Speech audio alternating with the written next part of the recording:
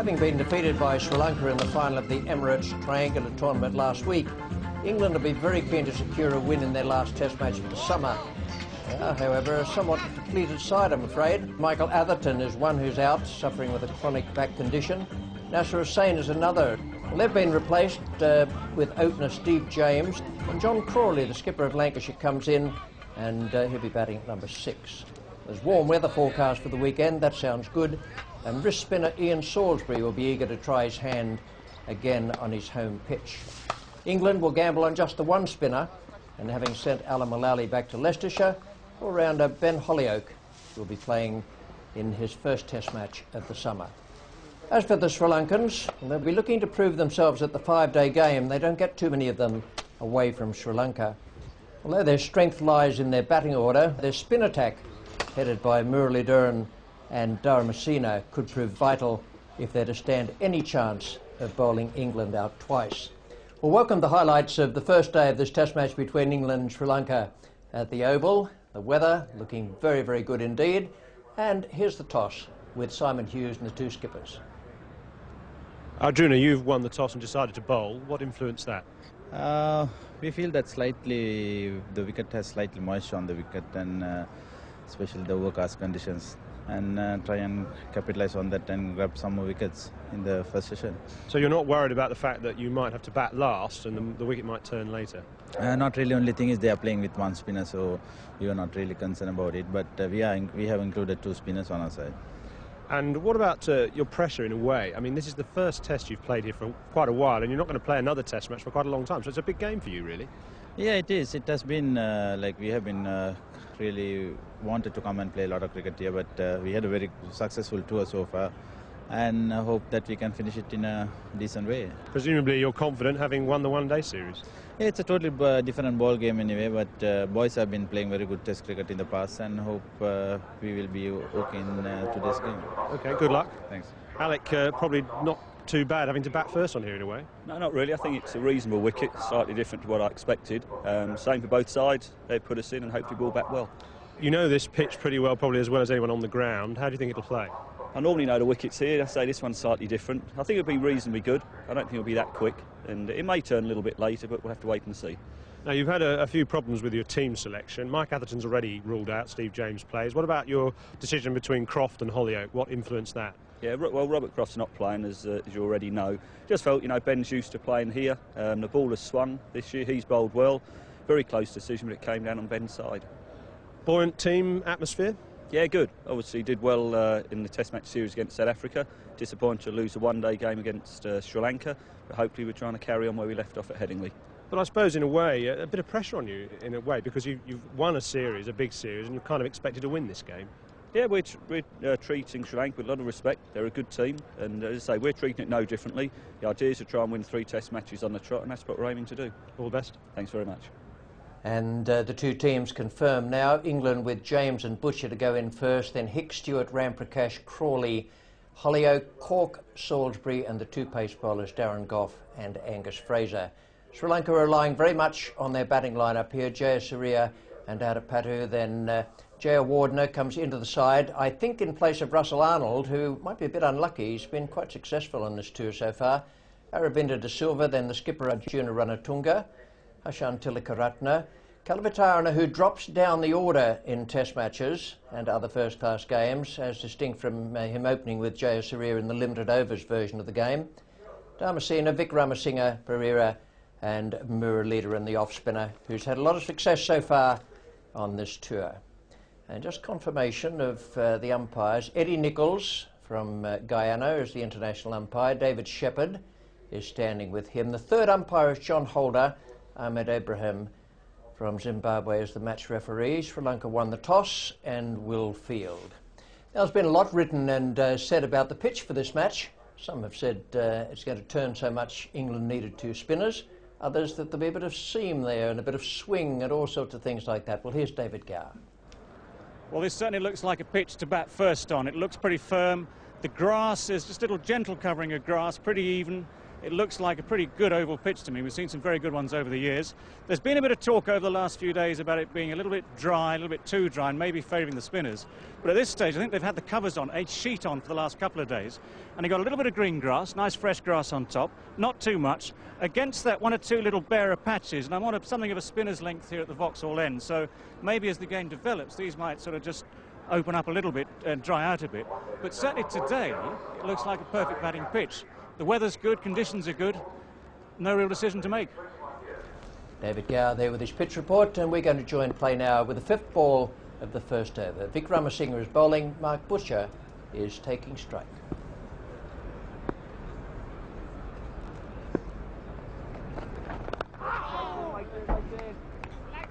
Well, a little bit of swing for Vic Ramasinghe, but Mark Butcher able to cover it. Just a fraction of movement back in. A little inside edge for Mark Butcher. They've got to be careful, these England batsmen, not to get overconfident against not a particularly quick attack, this Sri Lankan. Steve James didn't have a very happy debut at Lord's earlier this summer, but he'll be looking to fill his boots if he can. First runs on the board for England. Last ball of Vic Ramasinghe's over.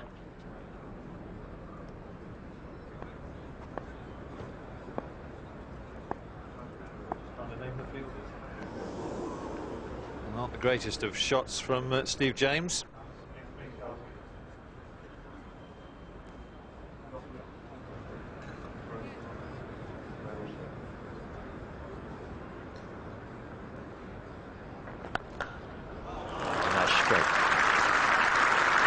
The one we've come to expect from Mark Butcher. Everything that's over pitched round about middle and leg is beautifully played.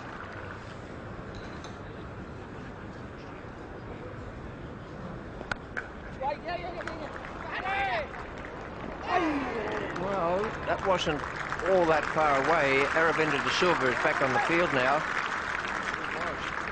Perhaps Mark Butcher didn't realise who it was. Well, I think this will be a lot closer than Mark Butcher realises. It's Muralitharan, in fact, is the fielder. And we saw in the one-day series that he is a marvellous fielder as well as a marvellous bowler. Butcher would have been well short of his ground.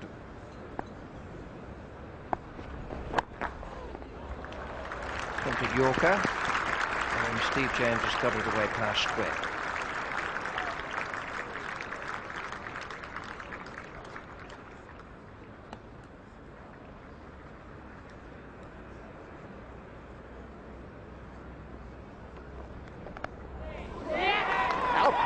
Well bowled. Round the wicket has done the trick for Vic Ramasinghe. Mark Butcher slightly confused by the angle. Vic Ramasinghe has got a good one just to leave the batsman a fraction, having moved in on the angle, and SRI has taken the catch at second slip.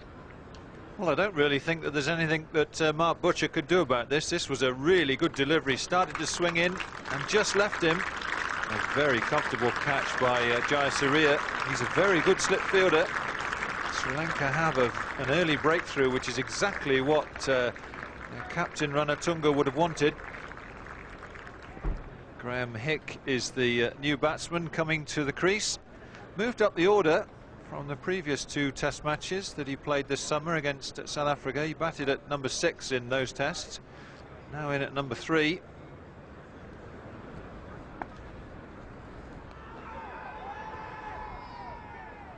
Just asking the question. There was a hint of a noise as that went down the leg side past Steve James. Looked like a little brush of the hip, didn't it?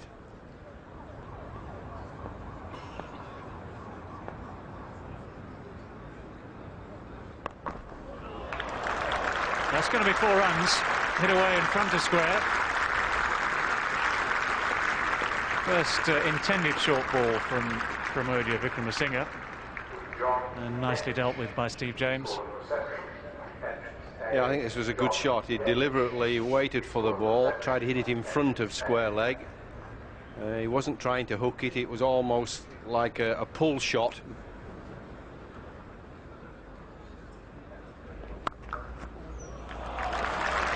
great shot. Well, that was the sort of shot that most batsmen would like to see early in the innings.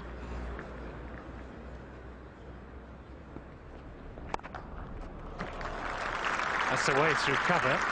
And this outfield at the Oval has always been a quick one.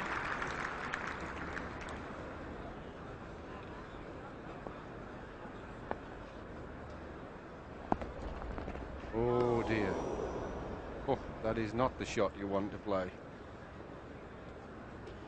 I resist from thinking about the proverbial sweeping brush, but you could hardly thought of a wider delivery. That's nerves, isn't it? That's purely nerves of the big occasion.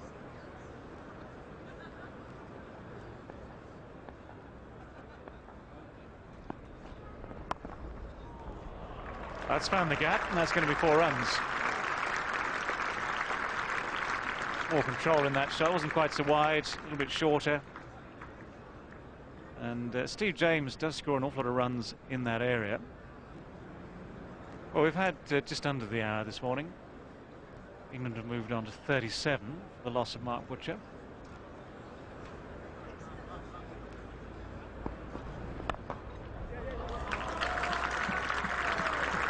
Got a second there because of the misfield.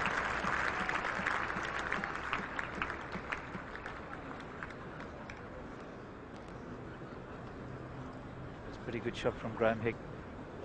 Pitching for it a little bit. Thought it was a little quicker than that. Not great fielding. Gave away the extra run. Should have got across and cut that off. Should have been just a comfortable single.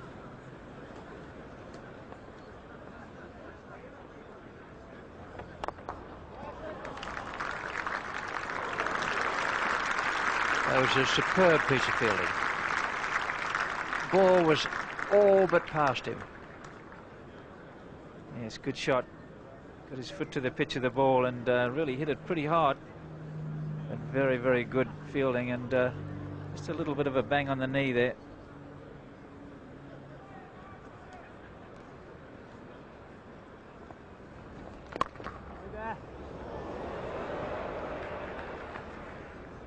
No one's rushed towards him yet.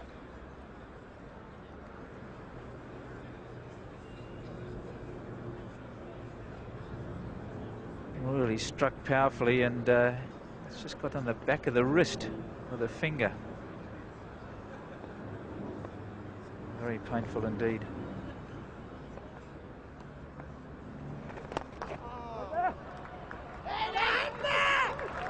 A bad throw, otherwise it would have been real trouble for Graham Hick. It was a beautiful recovery by Muralidharan. Not sure what Graham Hick was doing here. Steve James, I think, thought it might be going wider mid-on. It was a very good pickup from Adipatu, and watch this little bit of work from Muralidharan. Only just missed the stumps, and Graham Hick was well out of his ground.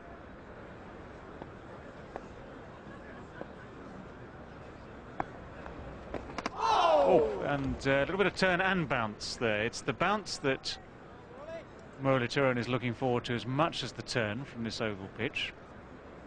It's wide of off stump, which is what would normally be inviting to the batsman, but it's come back and bounced a bit, and that's what's beaten the shot from Steve James. Lofted, and it's going to be 4 runs. It was 2 yards wide of mid-off. Brings up the 50 for England. Steve James taking something of a risk with that one. Well, he's enjoying it because he knows or has the feeling that he beat him in the flight.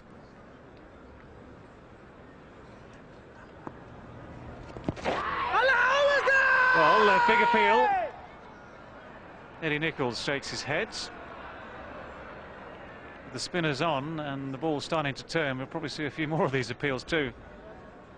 Well, Muralidharan was very confident about this one, and I think because there may have well been 2 noises, certainly not from the bat hitting the ball, but the bat hitting the foot. Good shot from Graham Hick.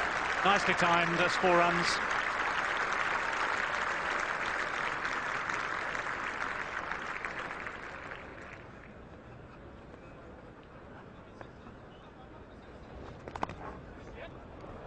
That's cleverly played. Wide of off stump again. And chopped away. 2 runs bring up the 50 partnership.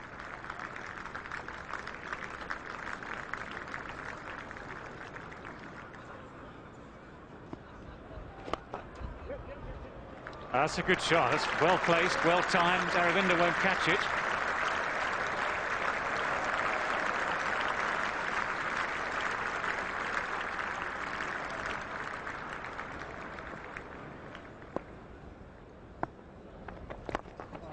Yes! Got him. Misjudged the stroke. It's good flight. Just a fraction slower from Muralidharan, and Steve James was down for the drive. This time, instead of trying to drive it on the onside, the ball was pitched a bit further outside off stump. He's driving much straighter and straight back to the bowler. Well, you've got to fetch it from a long way outside off stump if you're going to get it on the onside, and that's what they've been trying to do, both right-handers. He has to fetch it from a long way, then he hits the bat in the middle and just cuckoos back to the bowler. Nice little innings. Be a fine reception here for Alex Stewart, England captain, playing on his home ground. And isn't it nice to be a successful England captain?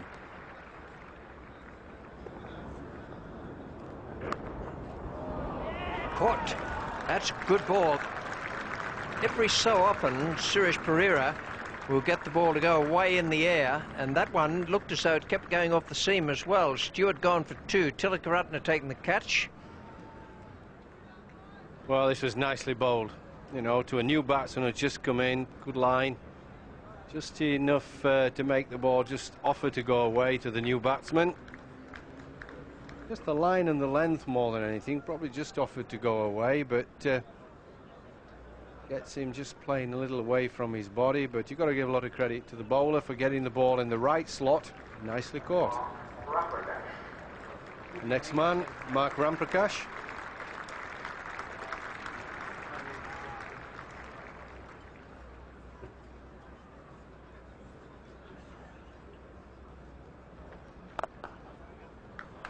It's nicely stroked away.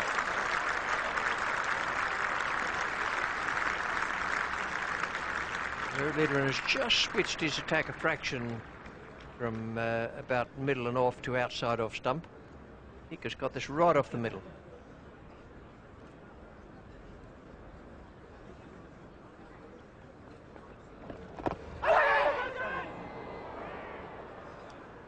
Never turn your back. You've got a helmet, probably a couple of boxes, shin guards. Never turn your back. Might come off the back of the bat and be what would turn out to be a simple catch.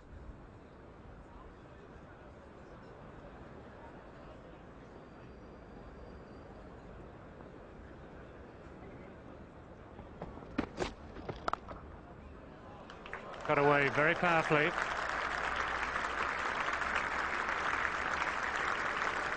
Just the opportunity that Graham Hick was looking for. He'd had a quiet look at the first 3 outside the off stump. Picked this one up very quickly, hit it very hard into the ground, which is enough to take it wide of the fielder.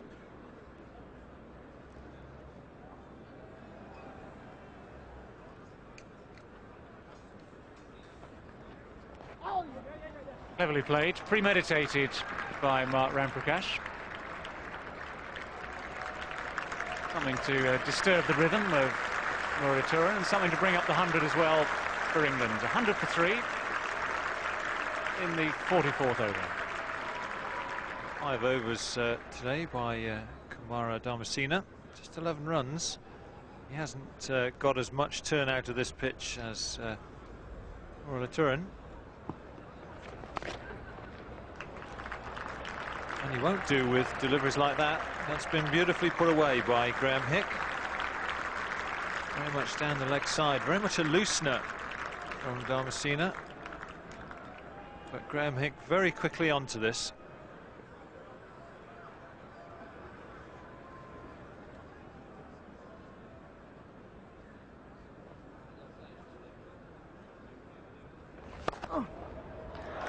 That's the placing that's needed. You get the opportunity to put away a full toss, then you shouldn't squander it.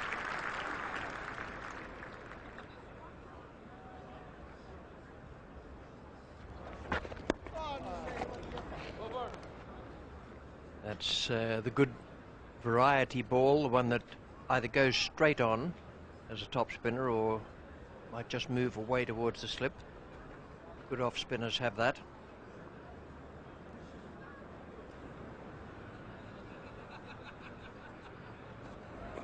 Yeah. 50 to Graham Hick, and that's a very well controlled innings from a player who's done lots of good things in the limited overs game so far this summer, but not much in the test matches against South Africa. He has a big opportunity here. He does need to turn that 50 into something like 3 figures.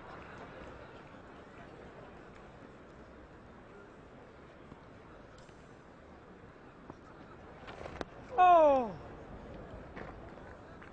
There was that quicker one again from Dharmasena. It fooled Mark Ramprakash in the last over.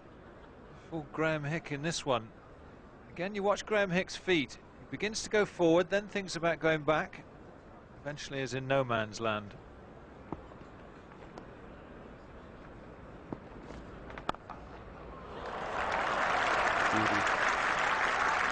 It was shortish. I would say it was only means rank long hop. Graham Hick has given it a real quilt.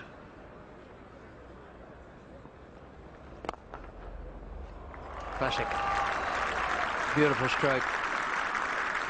It was no more than a half a pace forward and a good clip just on the onside of the stumps. Well, this is a lovely way to bring up the 50 partnership between these two. Just timing.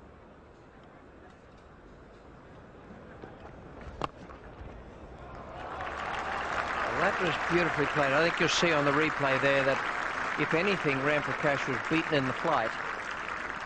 The ball drifted away from him a fraction, and he waited and waited. And for the first time this afternoon, first time today, slow left arm swing to be employed, that of Sanat Jayasuriya.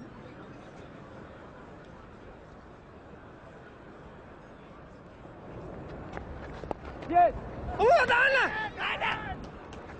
Just got to hurry through there. Both men made it comfortably enough.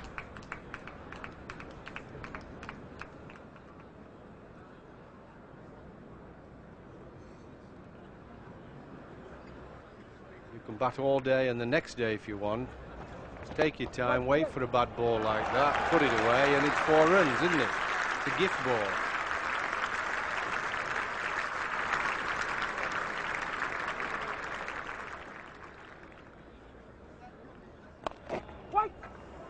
Oh, good stop.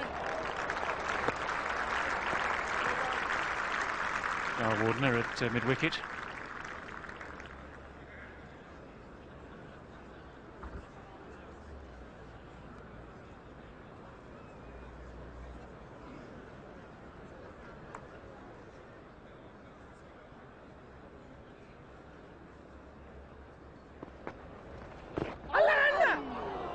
Well, that was nearly it. We've seen this a few times today. Muralidharan drawing batsmen down the pitch, the ball looping and pitching sooner than expected, and then with the turn beating the shot. I don't think there was an inside edge on that, and it didn't go to hand anyway.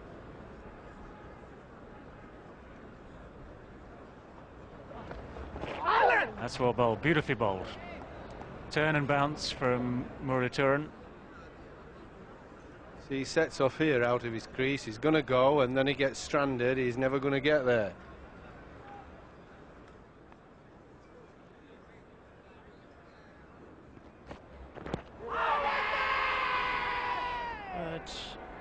It's a bit high and it looked as though it was slanting from off to leg. Very good shot, pretty close to the stumps there. He's bowled it with a little bit of an off-spinner's action. And perhaps just drifting down the leg side. Very excited shot from the wicketkeeper and the bowlers, but by David Shefford. You can see it here, pitching on middle, probably just drifting down the leg side. Well with the shot though.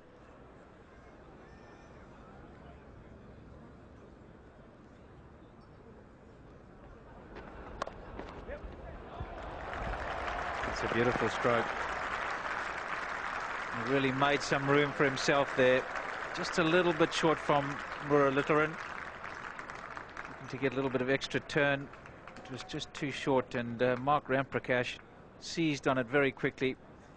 Gave himself a little bit of room and played it nicely behind point. That's 5 runs.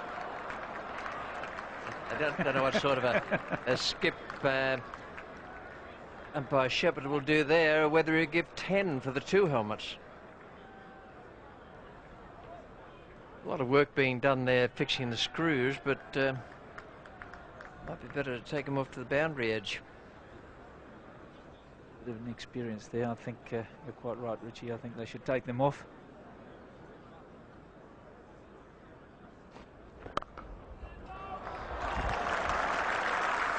That's 9 off the over in 2 hits. 1 off the edge and the grill, and the other one a fierce stroke away through cover point. It was a lovely shot.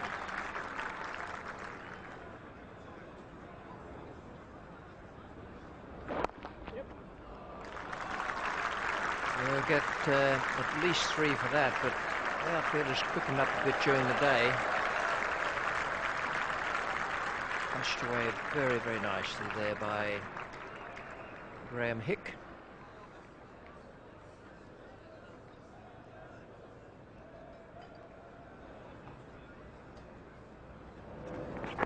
Yep.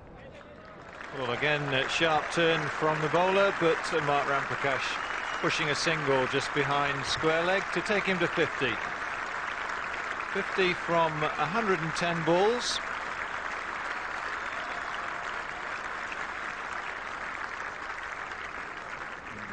Graham Hick have put on 108, so it's a very fair share of the scoring that Mark Ramprakash has done.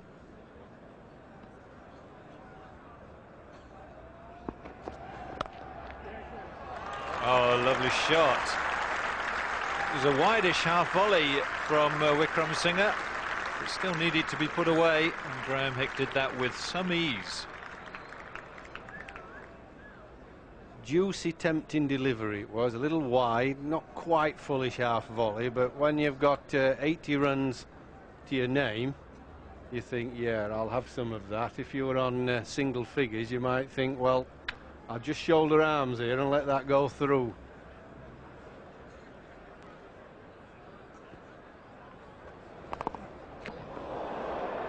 Ouch. So I think that will have hurt. Although by the looks of it, it might well have struck him on the shin guards. Well, it was very firmly struck by Mark Ramprakash. Well, as per normal, when an individual gets struck a firm blow, but it's not life-threatening, there are smiles from teammates. It's always a very cruel sport in that business.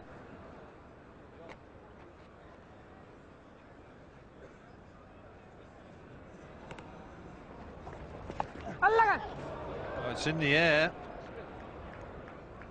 but falling well short of Wickramasinghe down at deep square leg. It wasn't a very controlled shot by Mark Ramprakash. Yes, it's a mistake rather than a very good ball. And that's what they sat back waiting for Sri Lanka, which doesn't make spectacular cricket.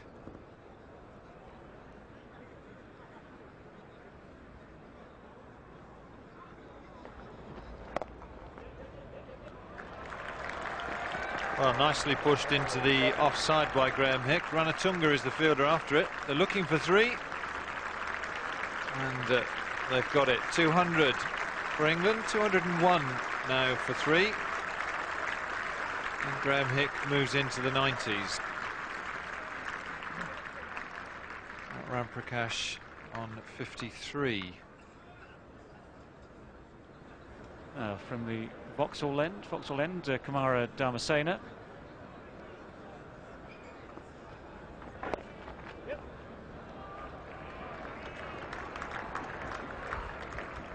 Two more.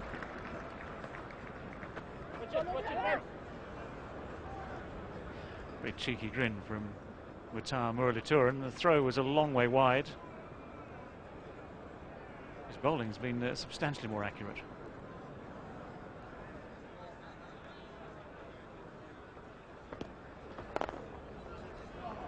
Well, that's just wonderfully placed. Only a fraction short from Dharmasena.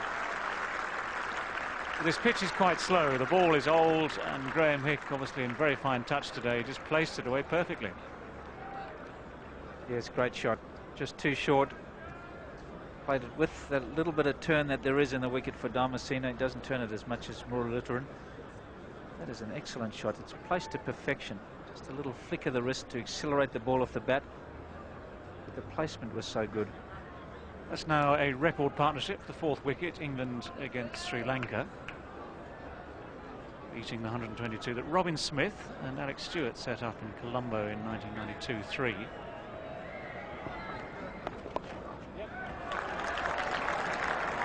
It moves on to 99. Well, we're talking about Robin Smith. He was a man, of course, who supposedly couldn't play the spinners. You go to Colombo, you have to play spinners.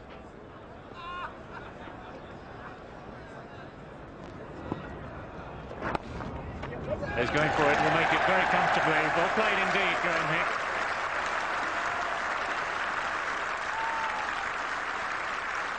Well, he's had the chance presented today. He's taken it beautifully.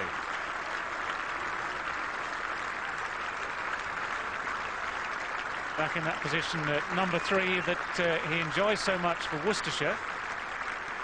Position vacated by Nasser Hussain, who's out of this match through injury, but all credit indeed to Graham Hick for the way he's made that 100.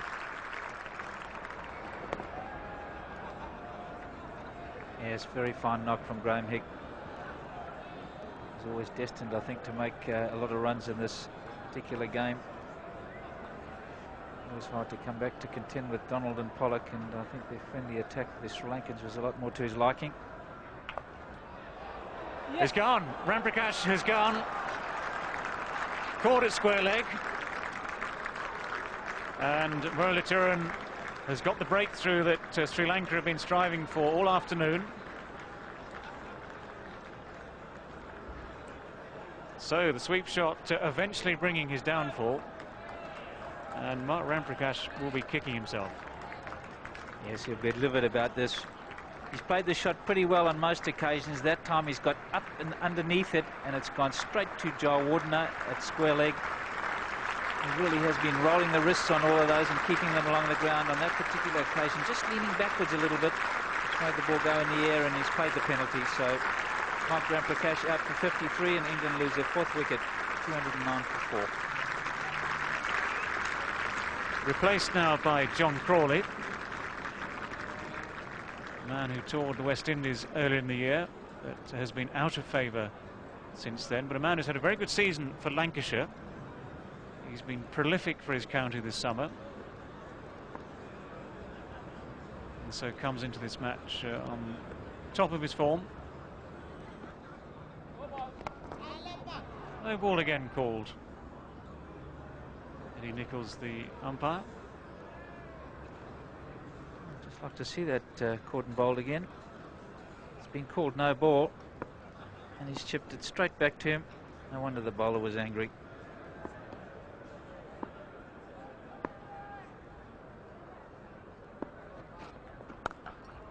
Oh, fine shot from John Crawley. That's really going to hammer into the boundary boards.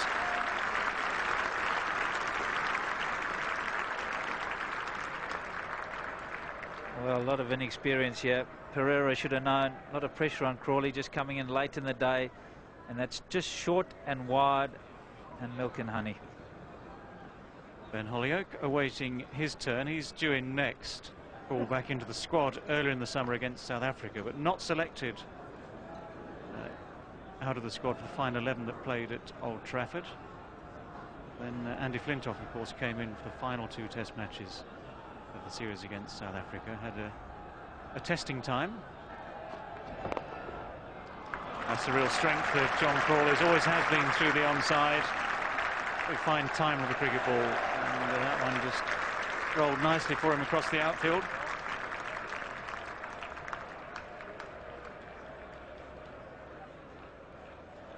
Eight runs, 2 boundaries for John Crawley. 2:19 for 4 here late in the day, 20 minutes before the scheduled time for the drawing of stumps, and the second new ball has been taken by Vic Ramasinghe.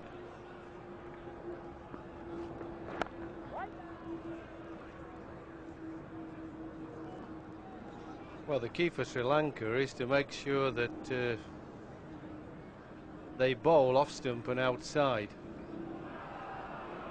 Oh, heck. I don't want to take the new ball and the fast bowler's got cramp. That's not very good, not very smart at all. But that will really thrill the captain.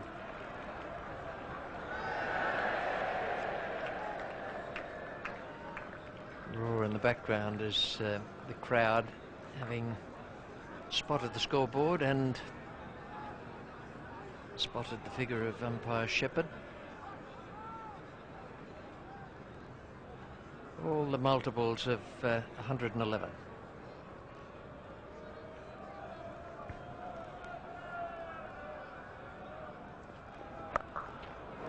There are 2 men out there waiting for that miscued pull shot.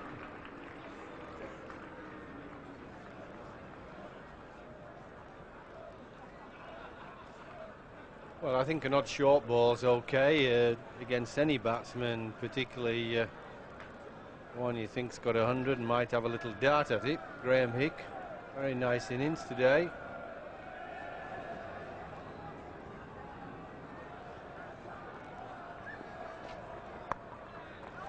He's kept that down beautifully. The temptation was there for a fraction of a second to loft the ball, but in fact Hick waited for it and played it beautifully into the ground. Yeah, very nice control shot.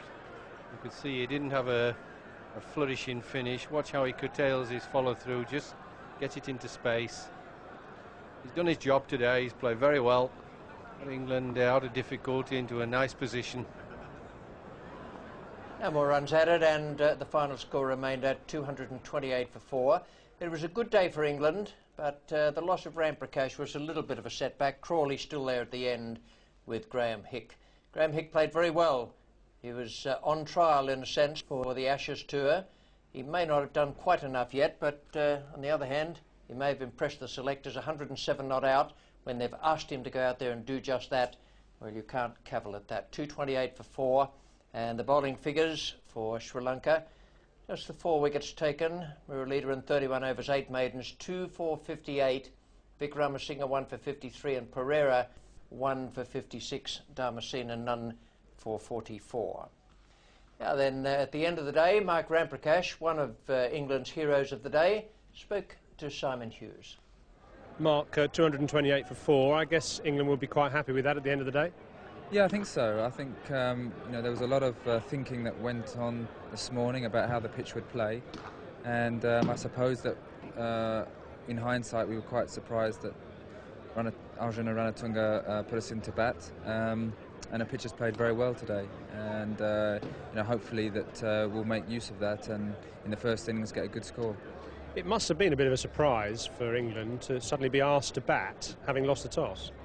Yeah, I think you know, possibly there was a bit of grass on the wicket and a bit damp possibly, and the Sri Lankans felt that it might do a little bit this morning, and but that never really materialised. And you know, I thought Graham Hick did wonderfully well today. You know, he batted a long time, 5.5 hours, I think. You know, so I'm very pleased for him, and hopefully we can build around him tomorrow. Now, you came in at 81 for 3. What were your thoughts at the time? Well, pretty much the same as usual. You know, try and have the same game plan, go in and play fairly positively. If you can get the ball away, obviously. Look for singles. There's no Johnny Rhodes on the offside, so that makes a difference. And yeah, just try and build a partnership with the other guy. Yeah. And you built a partnership. You were really flourishing well there. Yeah, I think we're very happy. I managed to get in, and we picked off the singles, and although there weren't a lot of boundaries and big shots, we were ticking over quite nicely. I suppose you have to say you were looking for 100 yourself, so you'd be slightly disappointed to get out. Well, yeah, I would always look for 100 any time I go out to bat. But I suppose, you know, if someone had given me 50 at the start of the day, I would have been fairly pleased. But once you get in, I think at this level, you know, you have to look for a big score to make it count, yeah. You mentioned Graham Hick's innings earlier. There was quite a lot of pressure on him. I suppose you could almost identify with that in a way. So as a team sort of spirit thing, you're probably quite pleased for him. Yeah, I think, you know, if you ask any county cricketer, you know, who they would least like to bowl at, you know, Graham Hick would be up there. And although he had didn't have much luck in the previous test innings he's played this summer, today he showed his true class, and very, very happy for him, and we all are. 500 the target? Well, you can never really jump to conclusions. You know, Test cricket, if you lose 1 or 2 wickets quite quickly, the whole complexion of the game can change. So the two guys will have to get themselves back in tomorrow and just, again, do the same thing, build. The Sri Lankans haven't over-attacked today, and the two off-spinners were quite hard to get away. So it's a lot of patience, and if we can build up a nice score by tea, then we'll be very happy. Well played. Thanks. Mark Ramprakash talking with Simon Hughes. Ramprakash, another to underline the opportunity he's given the selectors to take him to Australia for the Ashes battle. And we'll continue this Cornhill Test match tomorrow, the second day, BBC 2 at 10:50 a.m. Now, it is a sellout tomorrow, as was the case today and on Saturday. And there are only 2,000 seats left for Sunday's play. It's a very good indication that people will come along and watch Test match cricket, providing the home team is doing well. And that's certainly what England have done so far. They beat South Africa in the series, and there's a touch of euphoria around the country. And it's very, very good to see. Here today it was Graham Hick, and I thought he played quite beautifully, lovely timing all day. He did nothing wrong, no chances, and he must have impressed the England selectors no end. We'll leave you with him now. Nice array of strokes. Graham Hick made a good century yesterday, putting England in command in this final Test match against Sri Lanka. Having been surprisingly put into bat by Arjuna Ranatunga, the home side made a solid start, but it was the partnership between Mark Ramprakash and Graham Hick that cemented the England effort. I thought Ramprakash was in very good form. He made a fine 53 before sweeping Muralita into square leg, but it was Hick's day. The century came after 330 balls. He finished with 107 not out. Could have been very different, however, had Muralita in spectacular run-out attempt succeeded early on when Hick was just 14.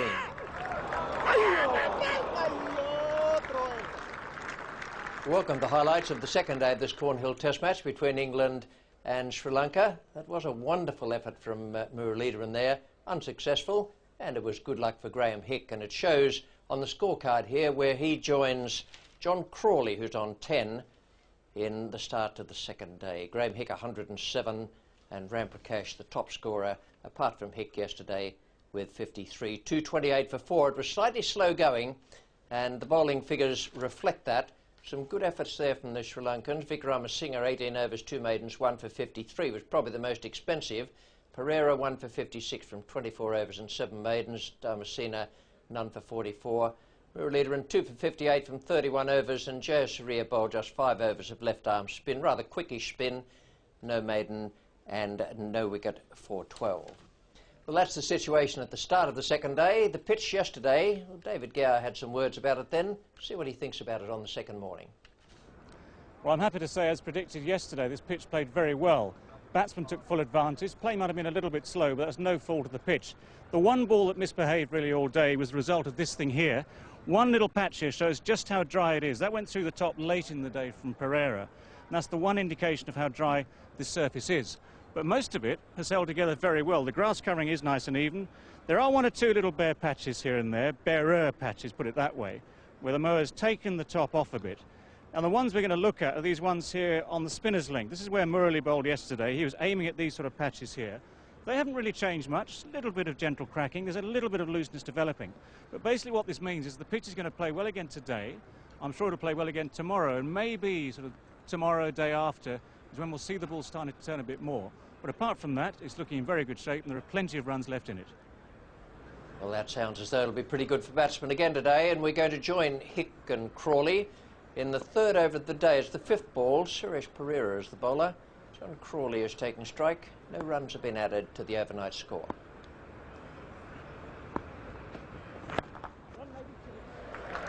That's a good shot. Nice whip of the wrist away through mid-wicket.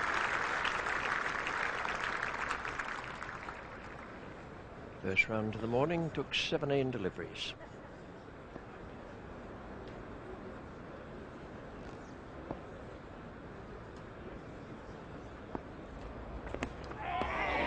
That's brilliantly done. A lovely piece of bowling. Graham Hick has gone. That swung very late. Hick was quite rightly committed to the stroke, and it found the outside edge. That's close to a perfect piece of bowling. Well, it's just the start that Sri Lanka wanted. Not so England. But there's no disgrace in getting out to a delivery like this. Just did enough. Caught the faintest of outside edges. A very simple catch. And Hick unable to add to his overnight score of 107. He's now back in the pavilion to be replaced by Ben Holyoake. Another man who has a big match in front of him.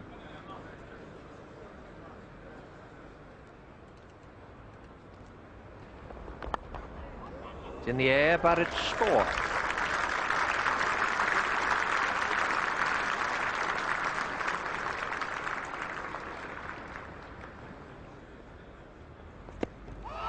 That's a good alternative for the pace bowler, having been swinging the ball away from the right-hander and has got Crawley into a situation of playing at the away swinger. That's the straight one.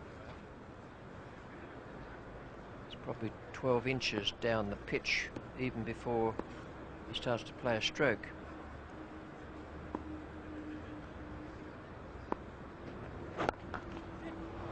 Nice shot for 4. That was the straight one again from Perera, but this time ill-directed.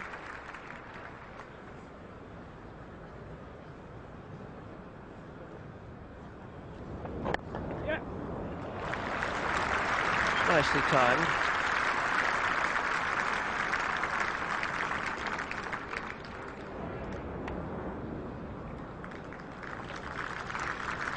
Still 3 men in catching positions close round the bat. Oh, it's worth asking. Several points to consider for Eddie Nichols. Firstly, of course, whether or not the ball was hitting the stumps. Then whether a shot was being played. Yeah, very good shot. Just bowling from a little bit wide. I'm not convinced the batsman was playing a shot, but obviously the umpire was. Well, just past the outstretched hand. But hit very firmly. Murali couldn't get across to it in time. Well, this is the first show of intent. John Crawley down the wicket. I think there should have been more of that yesterday. I think he hit it lower than he anticipated. He wanted to get it over the bowler's head, but it's the right idea. Certainly take the fight to the bowlers.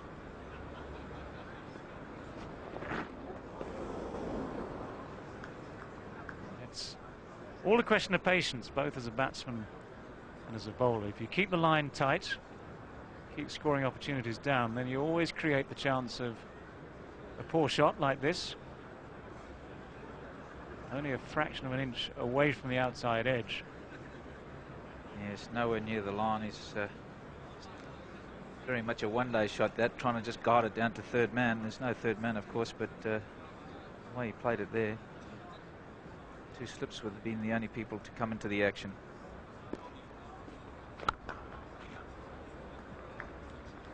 Once again, the man is out there, Marvin Atapatu. 250 comes up. 5 wickets down. And England still a long way short of the sort of total they had in mind, I'm sure, when things were going well yesterday. 250 for 5, one of those sort of indeterminate situations where there's something to build on, yes, but also another couple of wickets now, and it doesn't look quite so good.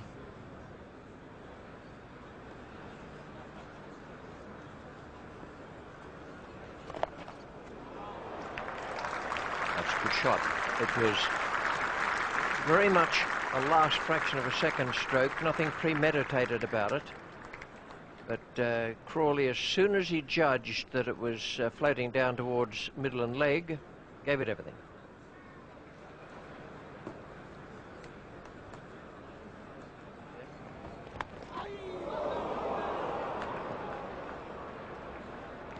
Would have been a difficult stumping for Karavatarana, but we assume he'd have picked it up.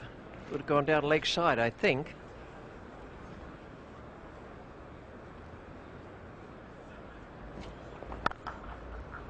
Not quite.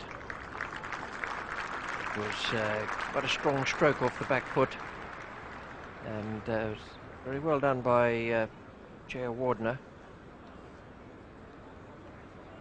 He had to get across sharply to his left-hand side.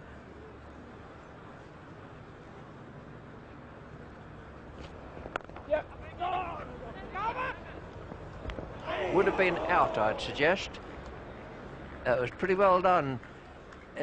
I just felt that Ben Holyoake had called for one and then started to say no, but realised that Crawley was on his way. Well, the bowler was brilliant here, how he got across. The only thing he couldn't do was actually hit the stumps. He did everything right.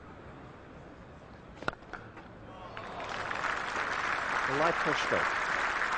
John Crawley has just got himself in the perfect position for that.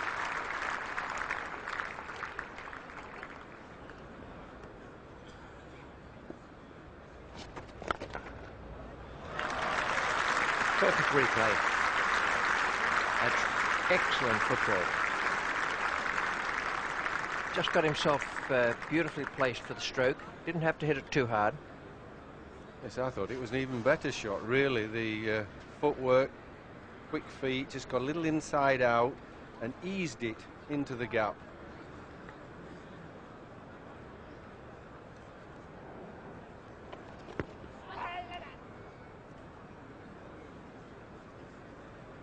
Very good bowling again.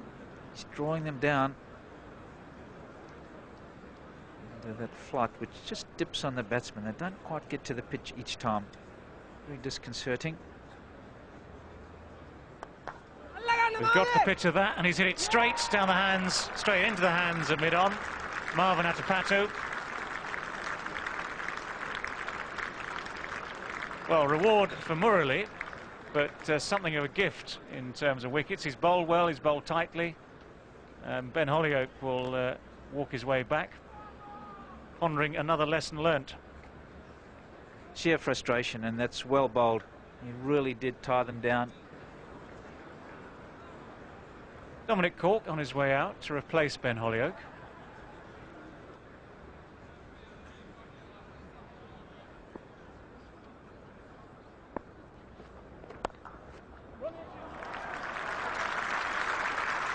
Well, that's very well timed. Seemed to be just a gentle guide into the offside, but it was beautifully timed.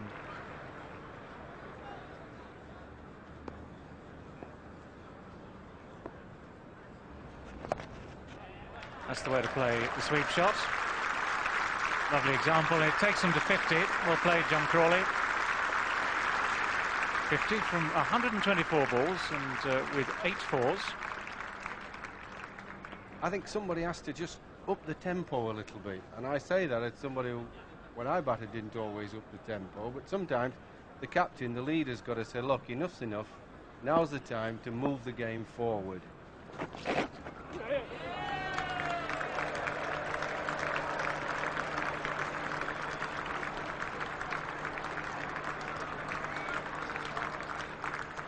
Well, Dominic Cork is off the mark. It's taken him 30 minutes and just 20 deliveries to do that. And quite an unusual delivery, that. The first time that he's done that in this spell.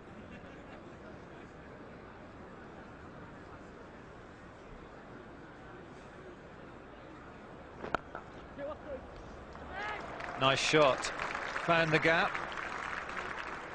And Dominic Cork is looking for 3, but John Crawley is quite content with 2.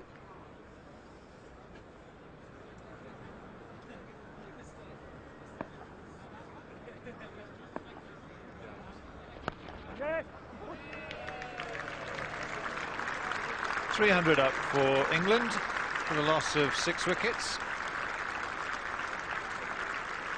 And generous applause from the crowd here at the Oval. Another full house.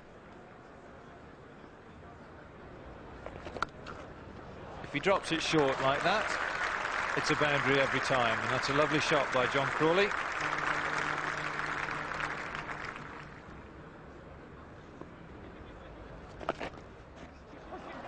And that's another fine shot. He's hit it very well.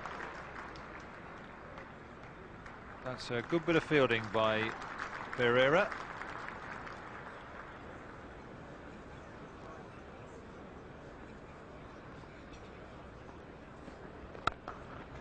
Lovely shot. I think that's the best shot we've seen today. He managed to get his foot very close to the pitch of the ball, and it was not really a full swing of the bat, but terrific timing by John Crawley.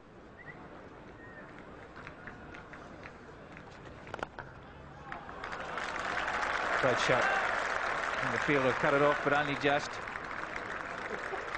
Looking for 3, but it's only going to be 2.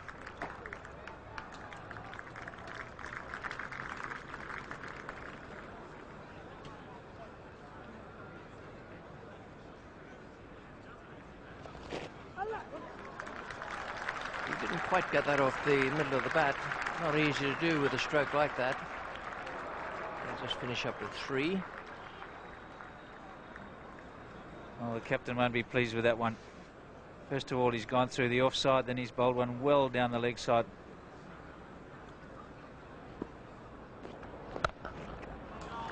Oh, that's a great shot.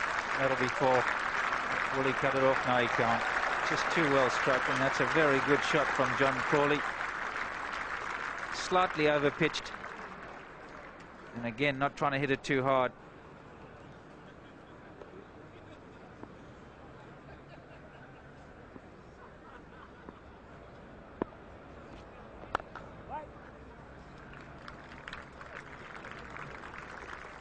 That's better running, a little bit more urgency.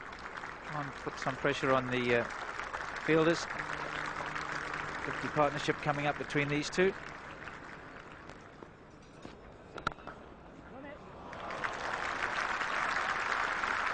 Nicely stroked. Good placement again.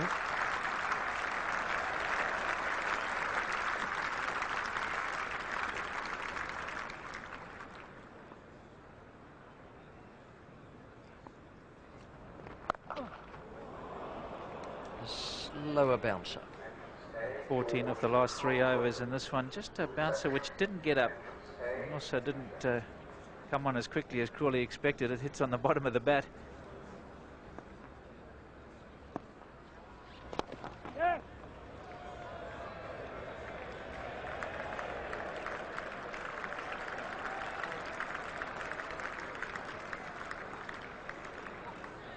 For the paying spectators, David Shepherd is providing most entertainment at the moment. The score at 333.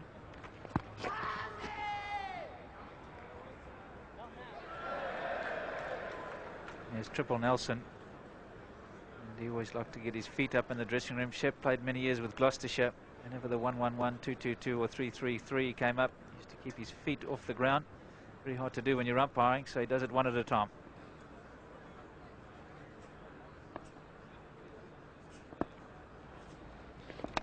Yes. Hold him. There the wicket is taken with the bowling change. Dominic Cork beaten. Just left that little bit of gap between bat and pad, pushing out ahead of his pad. And you'll see it just beating the inside edge. And cannons into the off stump.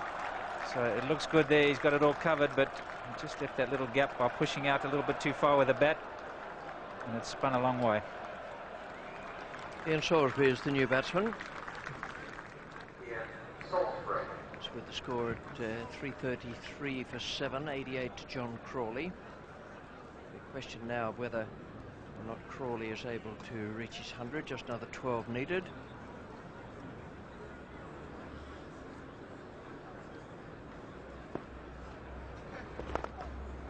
Oh, nice shot. Very nicely played indeed. Well, that has got the boundary with the minimum of effort. All pure timing. Well, he does like to play through the leg side, John Crawley, and he waited so long for this one, so nicely, and really just a flick of the bottom hand, and the timing was perfect. Well, the bails are off, and yeah, he's clipped him on the way through. Murley has his 5th wicket of the innings. Ian Salisbury seemed unsure. Calavatarana was absolutely sure what had happened. He had the best view of things, and Ian Salisbury is bowled by Muralituran for 2. England are 343 for 8.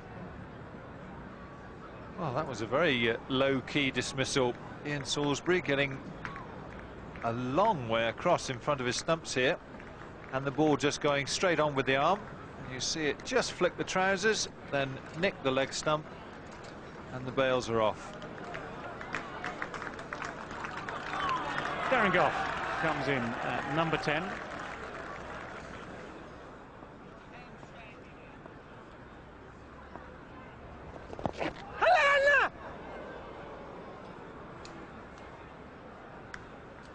Well, Jayasuriya fancies Darren Gough, or fancy getting him out, put it that way. Well, perhaps a modicum of turn here for Jayasuriya.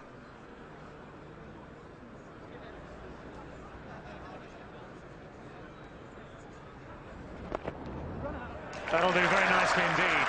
Pushed away through the onside, out towards that mid-wicket boundary. 2 runs, enough to take John Crawley to 101, his 3rd Test match 100, made off 197 balls and with 13 fours.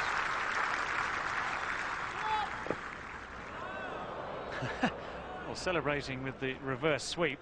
No ball called again, and I suppose the irony is that John Crawley was caught and bowled off a no ball right at the start of his innings by Muralituran.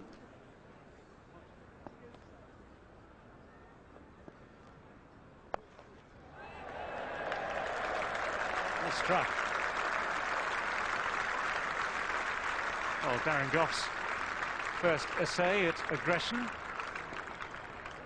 Very successful.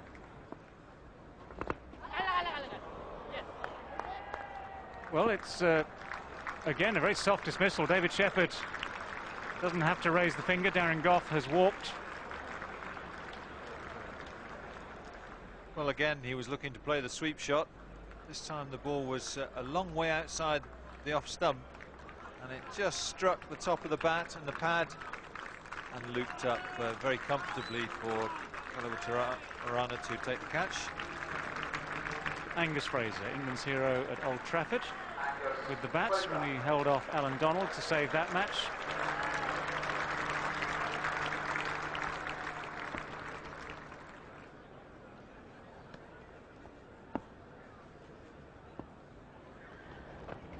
Oh. That's pretty well played. It's also well bowled. But Angus Fraser has survived and given John Crawley the opportunity now to do what he can.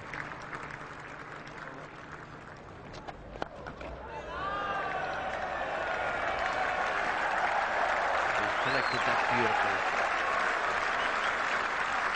Just have a look on the replay. How little effort went into it to smash it away for 6 over mid-wicket.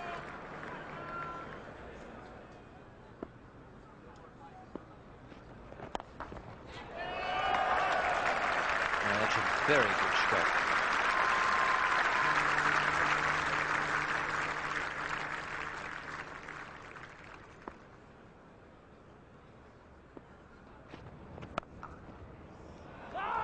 Well fielded. Doesn't worry him too much that so far he's got through 53 overs.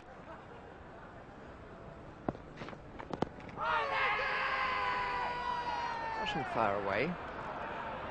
Angus Fraser got a long way across there. I suspect we might be able to see his leg stump. Yeah, he got his foot outside the line a little bit too far over, but he got a nice stride down the pitch. Now Angus Fraser again. Silly point, short leg.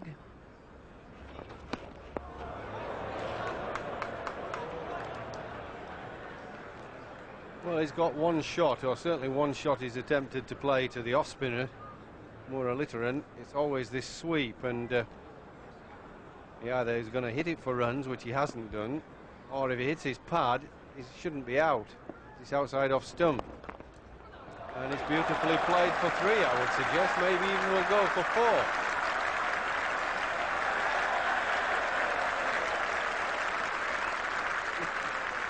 Well, everybody's enjoyed that. He's a very popular player, is Angus Fraser.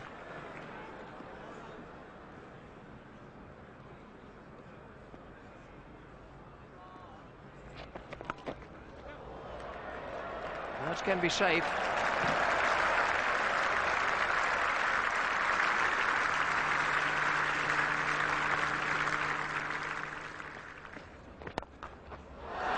Great cover drive.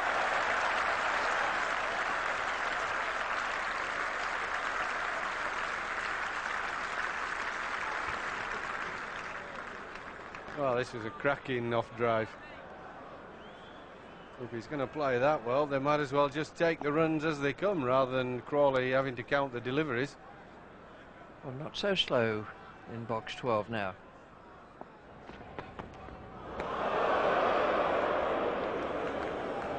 What a compliment. And Angus appreciates it.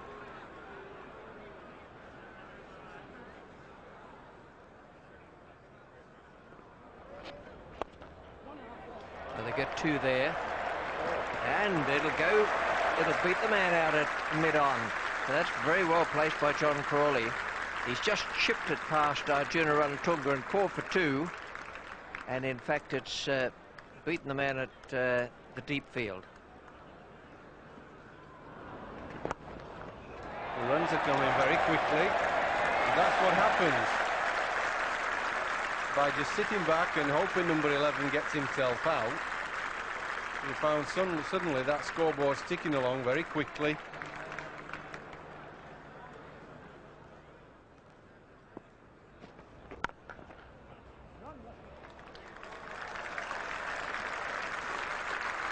Up. It didn't look as though they would reach that at one point. Good performance to do so. Sun's coming out, everything good's happening.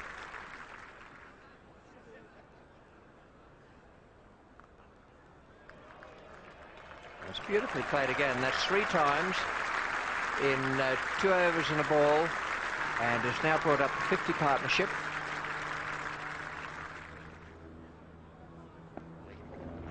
And has played a hook shot. Brilliant stroke. This has been a fun hour, I can tell you. The spectators are absolutely delighted. Gone now to 412 for 9.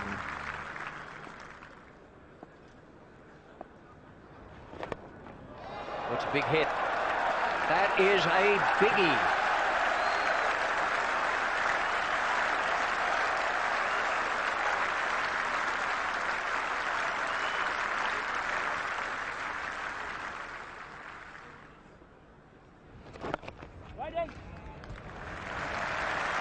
.50 for John Crawley. Good knock. Played very well. No chances. He's been set a stiff examination in this game by the England selectors, as was the case with Graham Hick. They've both come through it. Very good performance.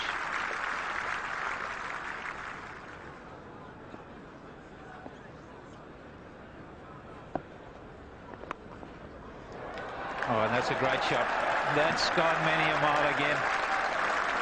And that's his highest score in Test cricket for Angus Fraser. His second 6. And he got 29 against Australia in 1989. And that shot's taken him above that. He's delighted. Bowled him. And that's it. Looking for that shot once again. It was just a little bit too full. So Muralitharan gets 7, but Sri Lanka will be a bit disappointed with 445 all out. That is a terrific performance from England. 445 in the end. It was slow going at the start, and then it all came alight with that last wicket partnership between Crawley and Fraser. 156 not out. I thought that was a lovely innings from Crawley. Did himself no end of good with the selectors, and I would say that he is on the aeroplane to Australia now, as indeed is Graham Hick, though. Both set a very stern examination by the selectors in this game, and they came through it with flying colours. Bowling figures for Sri Lanka. The star there, Muralidharan, 7 for 155 from 59.3 overs and 14 maidens. 2 wickets for Vikramasinghe and 1 wicket for Pereira. The other 2 bowlers used, Dharmasena and Jayasuriya. Well, England 445. We're going to join the Sri Lankan reply now. It's the 3rd ball of the first over. Darren Gough is the bowler. Sanath Jayasuriya is taking strike. No runs on the board to date. Oh, and that's a cracking shot to get off the mark. Very strong wrists, Jayasuriya. Just leant into that one. So Sri Lanka are away.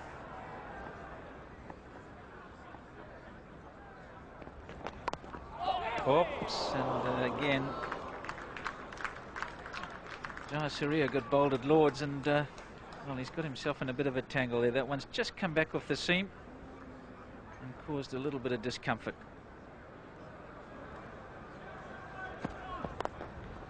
Paul toss, and he's got that one away too. This will be just the 2. So Atapatu's away.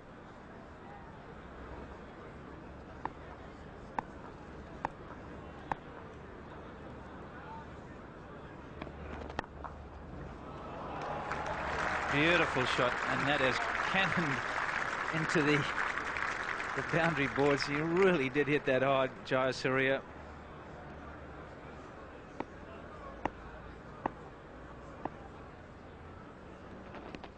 Well, that's come off something.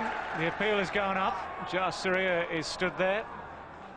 And in fact, in the end, Alex Stewart signalled that it hadn't quite carried. So the England captain diffusing the situation almost immediately.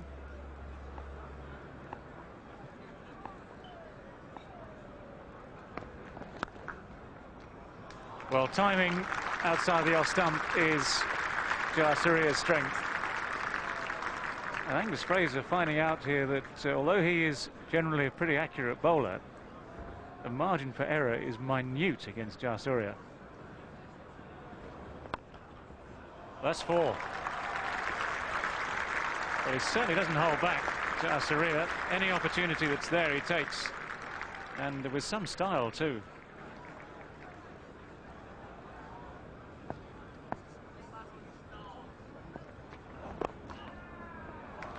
Well, that's going to test Darren Gough down at long leg. He can't reach it. 4 runs.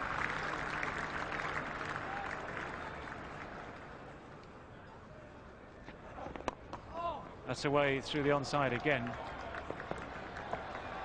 Hasn't been middle, so Darren Gough, 50 yards later, able to pick it up just inside the ropes.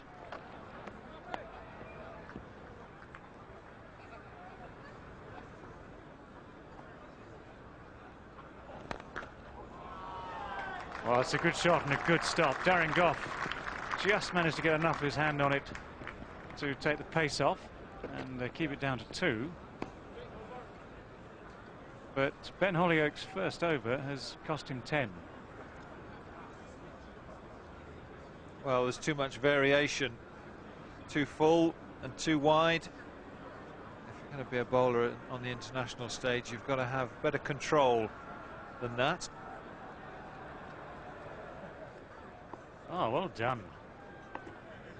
Now, that's technique for you.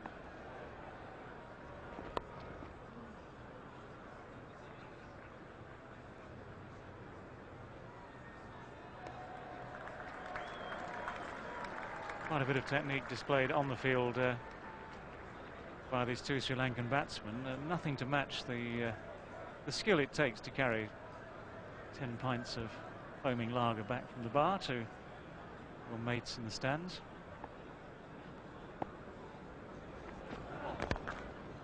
Great shot. That's as good as anything he's hit today.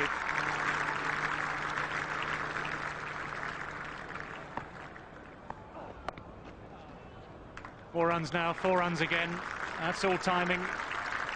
And the fact there's no one at third man. He's a very hard man to bowl at, and he's been largely responsible for this 50 coming up in such quick time. 51 minutes, 70 balls. That's close, that's out. It was a good delivery from Dominic Cork, just swinging in to beat the defensive shot of the right-hander. England have the breakthrough.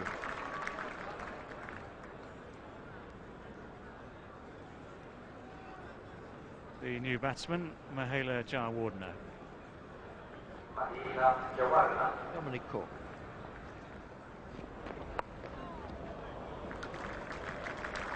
That's beautifully played. There's no one down there. And Jayasuriya looked to me, anyway, as though he did that quite deliberately. Just eased it away.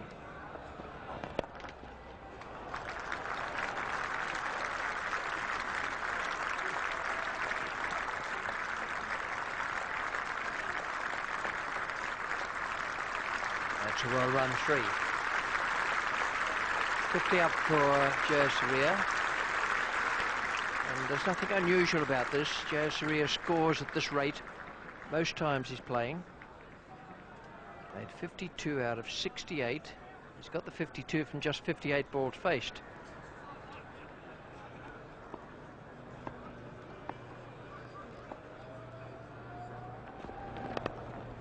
It's a cracking stroke. What a beauty.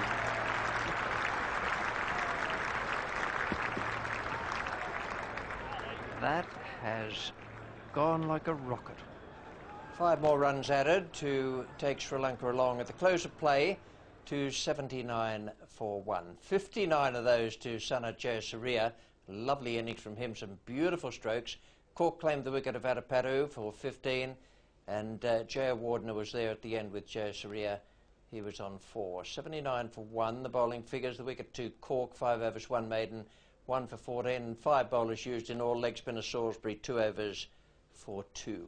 So after 2 days of this Cornhill Test match at the Oval, that is the position. England 445 all out, and Sri Lanka 79 for 1. Sri Lanka still 366 runs behind. And at the close of play, Simon Hughes talked first of all to John Crawley and then to Mattia Muralidharan. John, I suppose you could say that you took your chance with both hands there in a way. Yeah, it's nice to get a go at the end of the season and feel like I've been playing pretty well all the way through. But it was nice. It was nice. You certainly seem to be getting plenty of acclaim from your teammates. I mean, they must have been very pleased for you. They were pretty happy, I think. But there was a lot of support there from Angus Fraser, Dominic Cork, Darren Gough for a time. So it was a pretty good team effort, I think. Talk us through your innings. I mean, you came in at about 200 odd for 4. It was a good position, but I suppose you must have felt yourself a chance to really stake a claim for the winter and for the future. Yeah, I mean, you just got to try and do what you do, really. Don't think any further than the next ball coming down. But no, it was nice to get in there, and it's a good pitch, and we'll have to fight from here to win it. Matthias, 7 wickets for you and your first Test match in England. How did you enjoy bowling there? Yeah, I enjoyed bowling, but the wicket was a little bit slow and we fielded first, so I didn't get much from the wicket. So I did pretty well, I think. How are the fingers? 60 overs nearly bowled. Your fingers pretty sore? Normally I bowl in Test match mostly about 40 to 50 overs, so it's not so. And how did you find the English batsmen, the way they played you? Yeah, they played well. Some of the John Crawley played well, and Hick played well, and some of the players played well. So I think I'm a little bit disappointed where they got 80 runs in the last because I didn't try much. You know, so sometimes you learn from that. You know, I should have bowled more around the wicket and got the wicket. Yeah, we said actually in the commentary box that perhaps you should have bowled more round the wicket. Was there any reason perhaps why you didn't do that?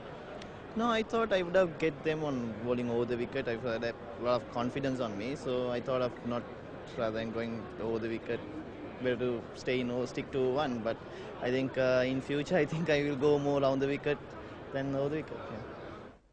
Yeah. The two good days of this Cornhill Test match at the Oval. The third day coming up tomorrow in Grandstand will be starting on BBC One at 10:45 a.m. An excellent performance today and very good for the crowd. We're going to leave you not with Angus Fraser, who shared that record partnership with John Crawley and whom I think he deserves a mention at the end. We're going to leave you though with Crawley. 156 not out, just at the time he had to make them. A very good innings of temperament, and he is on his way to Australia. Having bowled out England for 445, that was with John Crawley finishing on 156 not out, Sri Lanka made a challenging start to their first innings yesterday evening, reaching 79 for 1 from only 20 overs. Today it'll be up to Jayasuriya and De Silva and the skipper Arjuna Ranatunga to keep up with the pace. It's a bit slow and providing very little bounce so far as I can see. England's bowlers will need to be in top form if the home side's to be in with a chance of winning. My own feeling is it'll be a very, very tough day at the office for the England attack. Well, welcome to the highlights of the third day's play of this Cornhill Test. It's the one-off game between England and Sri Lanka at the Oval, and this is the way the third day began. Sri Lanka 366 behind, but they made that terrific start yesterday afternoon with Jayasuriya 59 not out of the 79. It was very, very entertaining for the big crowd, and another full house promised today. All tickets sold for this game, and almost all of them for Sunday's play as well. England 445, and in the main, the end bit there was due to Crawley and Fraser in that last wicket partnership of 89. Now then, the pitch so far has moved from being a bit of a villain of the piece before the game began to being a soporific villain yesterday. Here's David Gower with this report. Well, on this third morning, it still looks a very good pitch. We saw the runs flowing last night when the Sri Lankan openers came out to bat on it. The ball came on nicely to the bat when it was new, and it's still only 20 overs old, so it should come on nicely for the seamers again this morning. All I can see here in terms of wear is the odd stud mark. There's one here where someone's cut across the pitch and got the studs in. But where these barer areas are, these are the ones we've been looking at through the game so far. Nothing much has changed, really. It's still quite dry, still very dry. And maybe the odd little hint of dust, but it is holding together very well. So the expectation again today is that the ball will come onto the bat for the seamers. It will turn a bit for Ian Salisbury. We saw that last night. But it's still a very good batting pitch. The Sri Lankans have good batsmen. My forecast is more runs. All sounds pretty good for the Sri Lankan batsmen, perhaps not so for the England bowlers. We're going to join play now on the first over of the day. Darren Gough is the bowler, and Sanat Jayasuriya is taking strike. Oh, good opening delivery from Darren Gough. Bit of pace, bit of bounce. And the one thing that Sanat Jayasuriya struggled with yesterday was the short ball. He got hit just above the elbow from one delivery and looked a little awkward when it was straight at his body.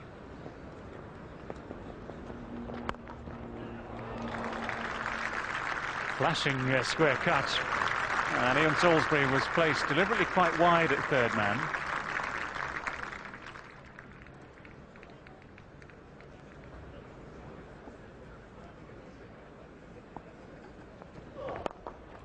That's a nicely played shot from Jayawardene. No one at mid-on.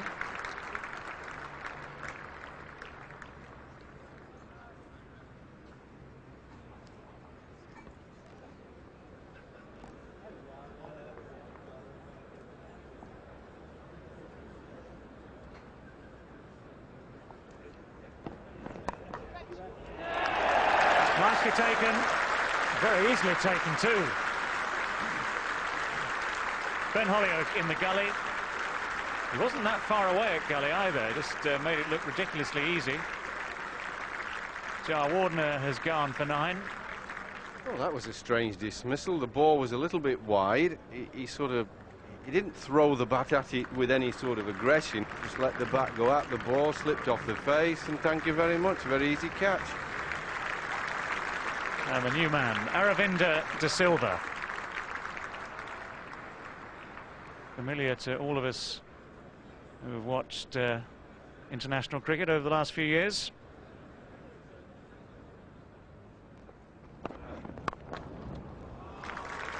Full straight bat from Aravinda, straight down the ground. No real effort. but timed well enough for 4 runs.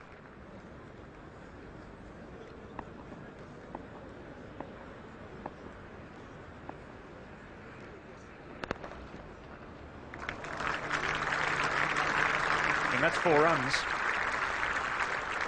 Just a nudge, a powerful nudge with the bottom hand. Good placement, and thank you very much.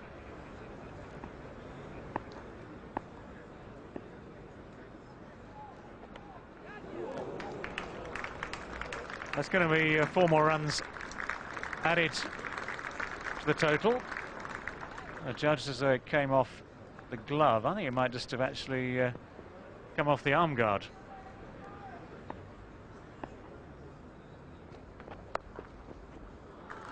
Salisbury's down at 3rd man. And the single, bringing up the Sri Lankan 100. They got there very quickly in Test match terms. It's come off 162 balls in 122 minutes. And we're in the 27th over.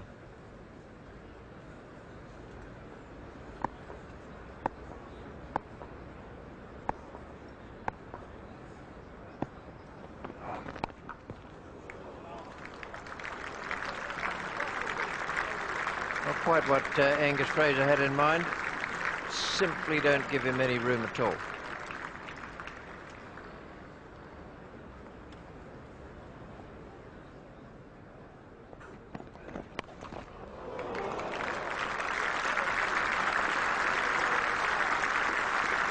I don't mind these fellas. Don't think about reputations. Angus Fraser is regarded as a very accurate bowler. It's twice in this over he's reached the boundary.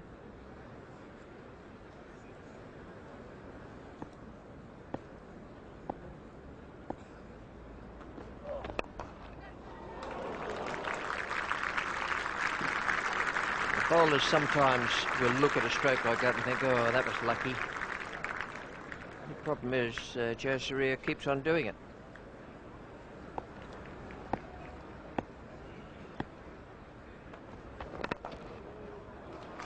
A great stroke for 4 again. Whatever it is, it's working.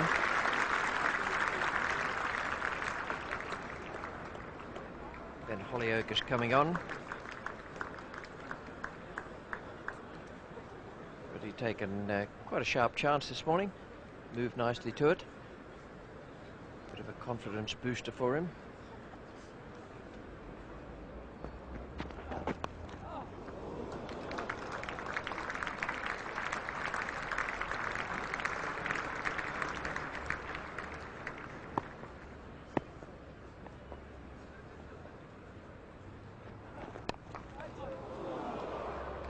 It's a fierce stroke.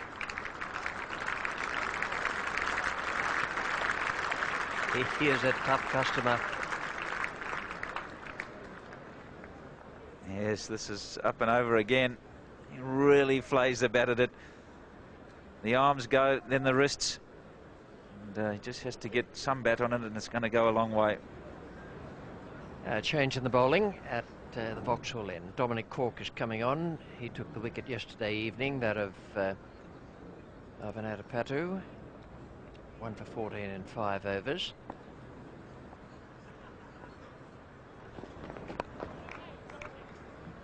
Certainly has been the one bowler to trouble Jayasuriya.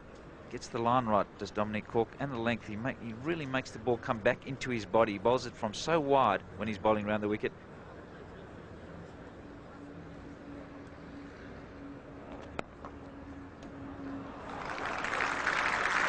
That's not far off the shot of the match. It was no more than a gentle defensive push, and it has rocketed away to the boundary.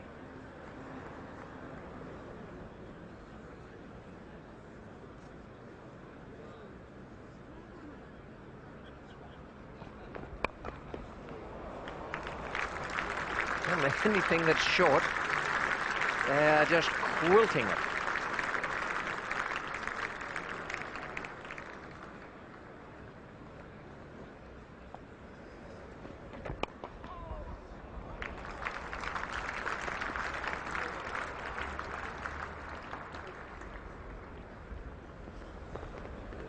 And Aravinda de Silva has reached 5,000 Test match runs. Average of just over 42.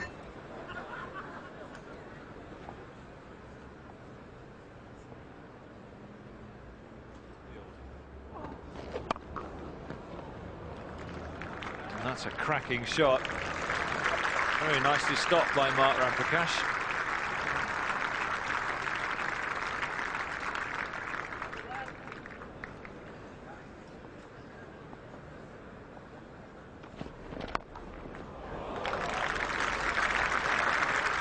Well, another boundary. It was only a fraction wide from Dominic Cork, but Jayasuriya onto it in a flash.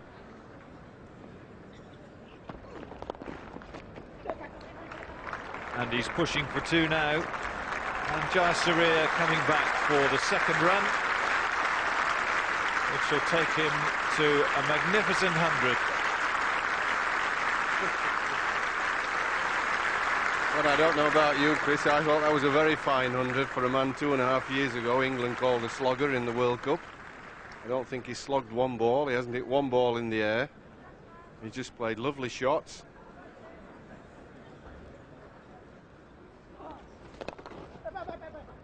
Now that's what he wants to bowl. He wants to bowl a lot of orthodox leg spinners, pitch them in the right area.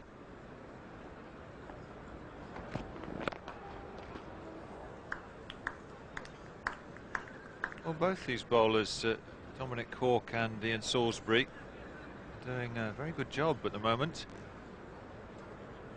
Dominic Cork is bowling very aggressively. Just one run from the last 21 deliveries for these two batsmen, and after the start they've given the Sri Lankan team this morning, that's a very fair effort.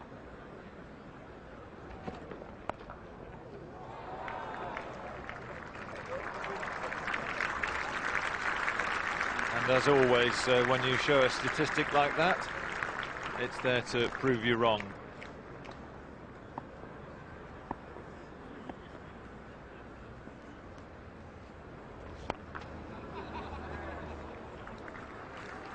Well, there's the bad ball, and that's nicely fielded, Dominic Cork.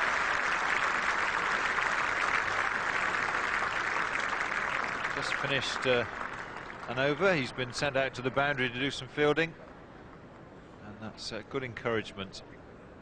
And 109 from 147 balls for Jayasuriya, 26 from 31 for De Silva. Highly entertaining stuff, I can assure you.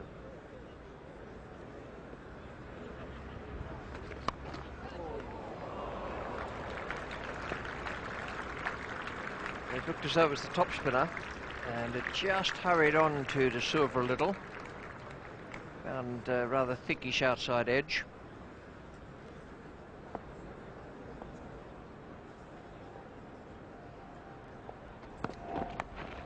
That's a nice shot. That's perfectly controlled. Wasn't all that far outside leg stump, and he's played it down into the ground, and it's got a great pace to the boundary.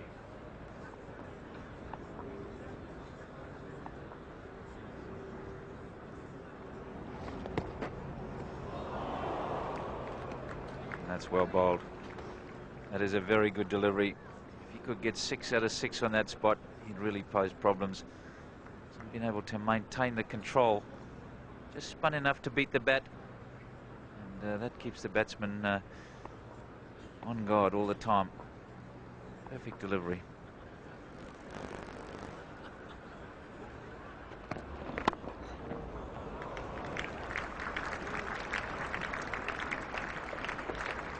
Stand between these two. Aravinda de Silva hasn't been lagging behind. He's made 42. Sana Jayasuriya is on 113 at the moment.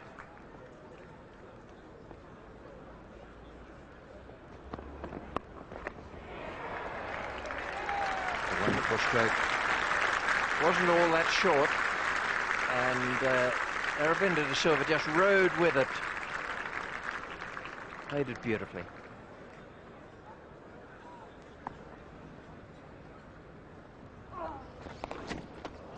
But that's too short.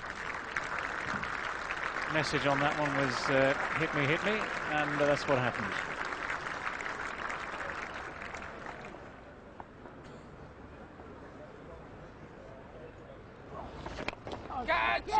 Oh. Shouts to catch it, but it's away from the man at mid-wicket. Not quite hit off the meat of the bat, but still 4. And this is a calculated risk from Jayasuriya. He didn't really hit it in the middle, but he got enough of the bat on it to get it away for 4. Signs of frustration, yeah, and that's points for Salisbury. Stop bowling this, Sully. You're building a pressure here. Well, good bowling again. Jayasuriya for the first time. And down the wicket, just not reading the length at all. Not much luck there for Ian Salisbury. He deserved better out of that. Good Yorker, and Goff was half up for the shouted appeal for OBW. Thought it was through. It's got an inside edge onto the boot. Did that hit the ground? Well, I don't think so.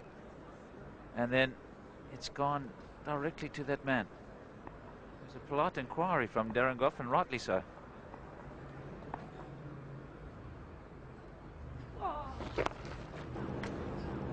Well, he deliberately dropped it short, but it was just a fraction too short. It was the top spinner. He's trying to zip through and produce the pull shot. Sort of a flipper.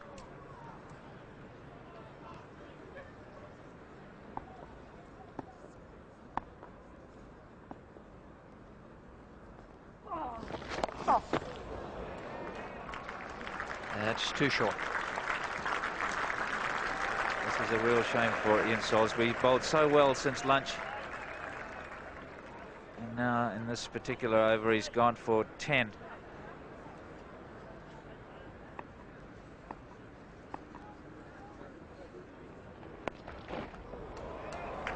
Just a little paddle around, first ball.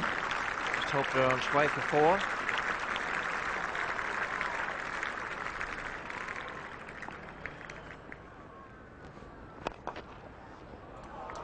That's a fine shot. First one, the pull shot didn't quite go off the middle of the bat. That one did. Now there's a sudden little rush of boundaries for Jayasuriya.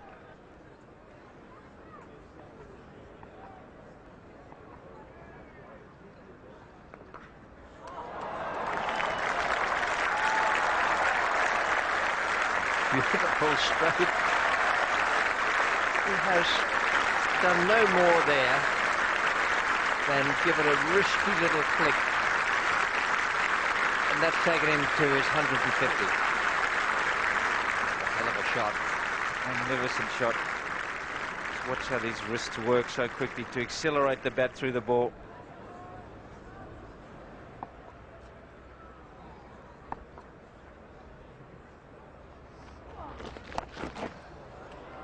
And that wasn't all that short, but Jayasuriya is very, very quick onto it. He's a fine back foot player on both sides of the wicket.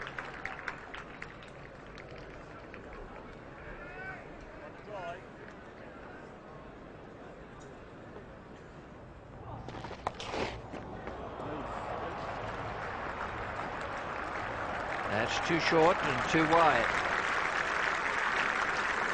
I'm not quite sure why Stewart has suddenly put in a leg slip and a short leg.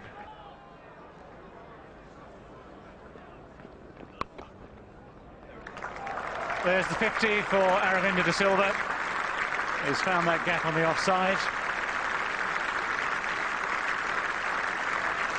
He's been somewhat becalmed since lunch. He's been very patiently waiting for that moment. And now savouring it.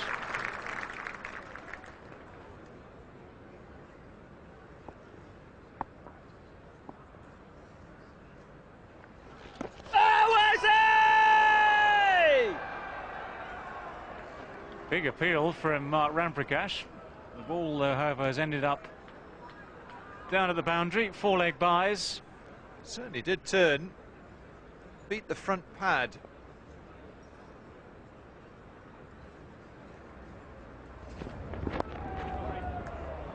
That's in the gap, and even the footwork of Mark Ramprakash not enough to save the boundary. It looked as though he had it covered.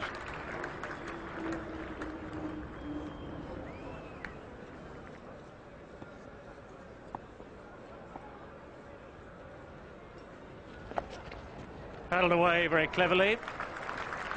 Nicely timed, nicely placed. 4 runs. This partnership between Jayasuriya and De Silva now worth 203. And there's Jayasuriya, who's been the dominant man.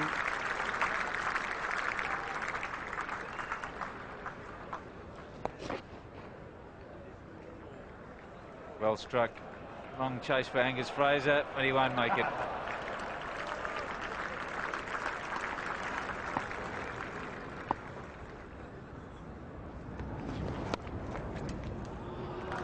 Great shot. Dominic Cork can't cut that off, and that's his real strength, son of Jayasuriya. Another 4-square of the wicket, and that's the Sri Lankan 300. Well, he favours a little bit of bottom hand, a nice back foot there. He just sort of waited for the ball.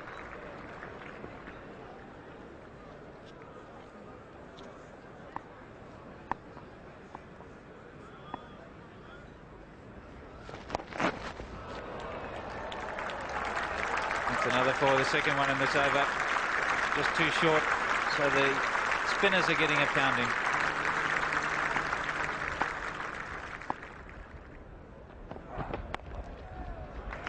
There it is.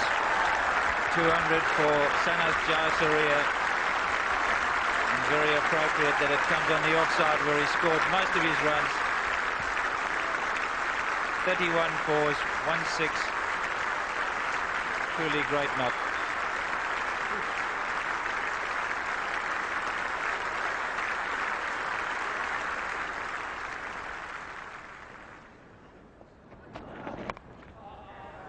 That'll be 4. Just straying down the leg side. Ben Holyoake bowls from wide of the crease, very open-chested, pushes it down the leg side, and Aravinda De Silva just helped it on its way.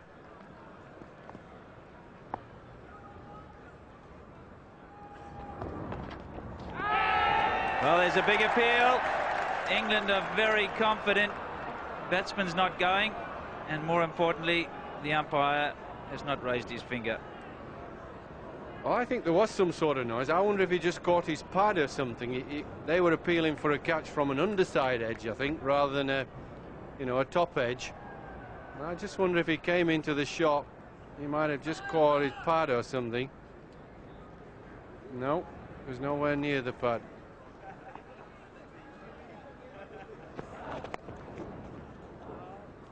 That's beautifully played. Now, it's worth having a long, hard look at the replay of that stroke. This is where Jayasuriya is so awkward to bowl against. That was just a little dab, but so perfectly played.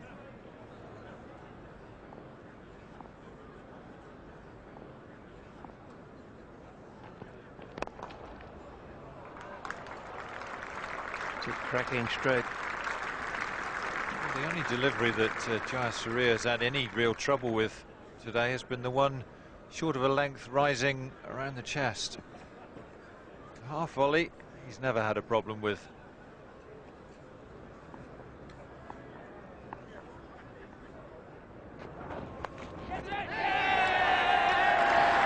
Well, this time, Ben Holyoake has got Jayasuriya.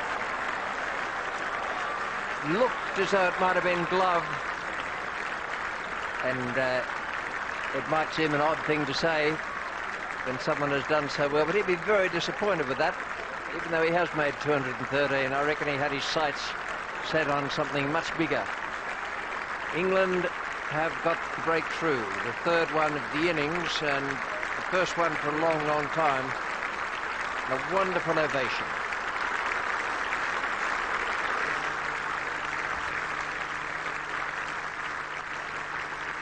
just a glove from the shortish ball from Ben Holyoake. Going through nicely to Alex Stewart. We've seen that type of delivery disappearing to the boundary at regular intervals.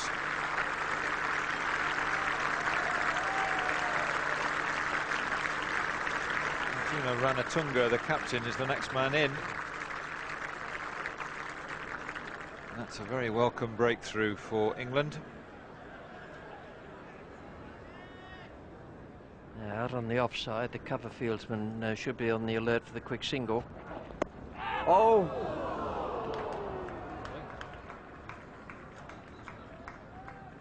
Well, if it's a leg by, then I'd be half inclined to have a little appeal there. Well, I have to say, I'm in agreement. That is very close. In fact, the ball was very close to the leg stump itself, even with a nick off the pad.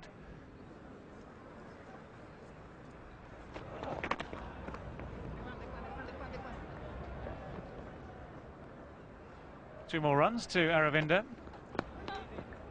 And a nice piece of work from Alex Stewart.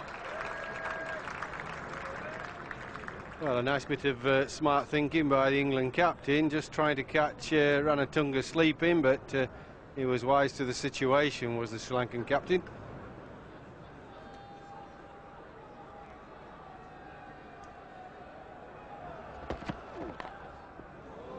Edged away, that's going to run down very quickly for four. Steered and edged, combination of the two.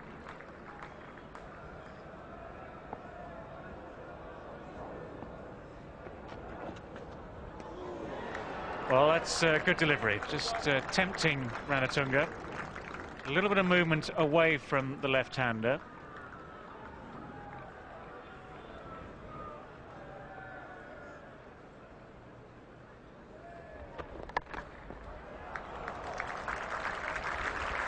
Well, fine shot. Not much movement across outside off stump, but the pitch is so good that Aravinda Silva just capable of playing through the line of the ball. It's a little bit wide of off stump.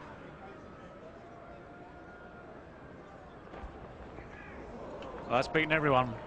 Batsman, keeper. 4 byes.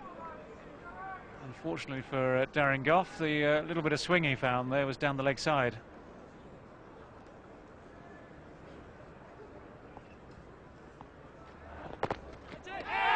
Now, what's that come off? Pad is there in the inside edge. It was definitely between the two. Big noise. Not out, says Eddie Nichols. Well, the appeal should encompass everything, whether it's a court or an LBW. I agree with David. I think he didn't hit that, and I think he was just outside the line probably when it hit him on the pad. And he's playing at the ball, so he shouldn't be out LBW. There's a lot of shuffling around the crease to our Sri Lankan captain. Very confident shot. Overpitched from Ben Holyoake. Arjuna Ranatunga completely unaffected by the big appeal from the ball before.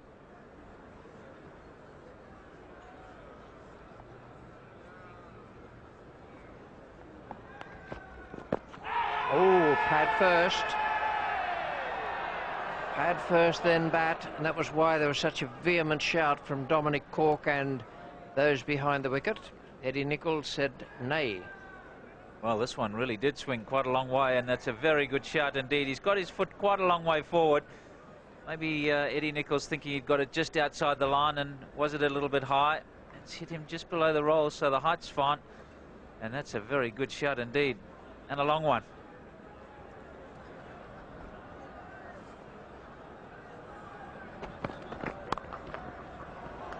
Oh, great shot again. And that won't help Angus Fraser at all. He's not in the best of moods, but I think he realised that was all his own fault.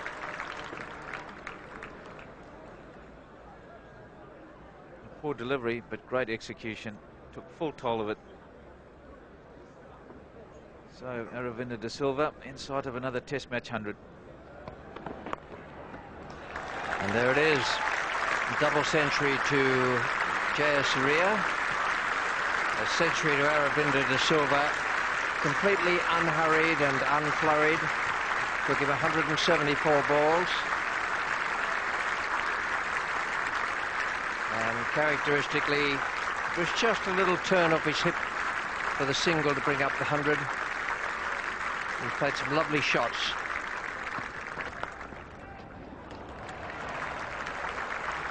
Now that's going to please Angus Fraser even less. He's much too short there.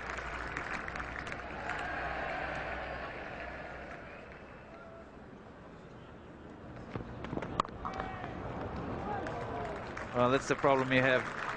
Beautifully struck. Dominic Cork doing the right thing, trying to get it over onto the off stump for Aravinda de Silva, who's very quick to take toll of anything on leg stump. But if you give him a little bit of width on the offside, this is where it goes.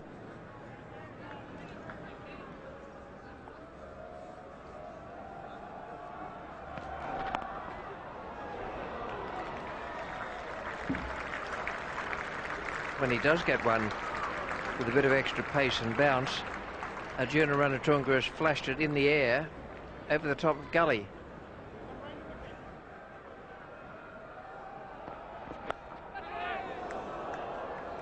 That's well bowled by Fraser. He's fought back with that delivery. This one, a little bit of extra bounce here, surprised the batsman, and well, it's a bit unlucky for Angus Fraser, really.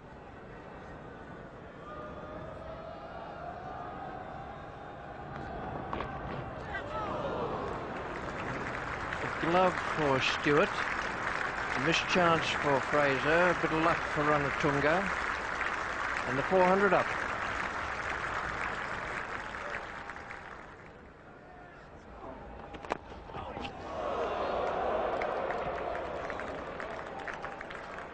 Well, maybe a little nervous smile. Might just have sneaked through.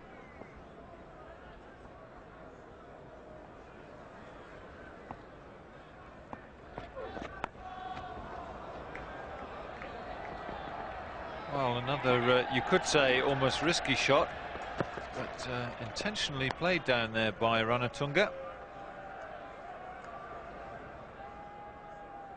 It was short and wide, and you could just see him guiding the ball into that area.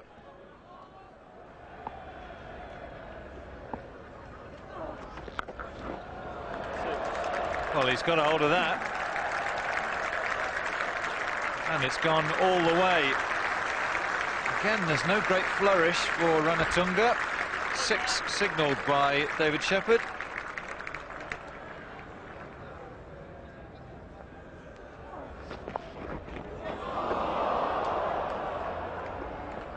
Well, this might have been a chance. It's running down to the boundary. We'll have to wait for the umpire's decision. Dominic Cork has saved whatever runs that is. But it appears, without a signal from David Shepherd, as though that came off the bat.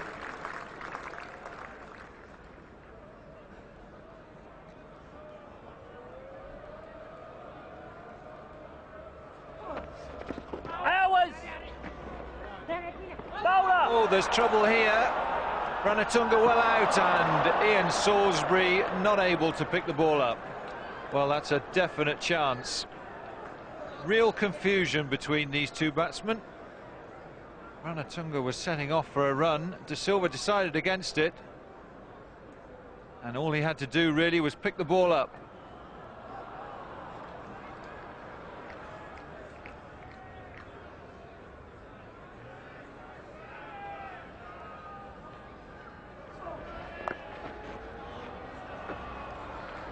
Well, more runs here for Ranatunga, and 4 of them.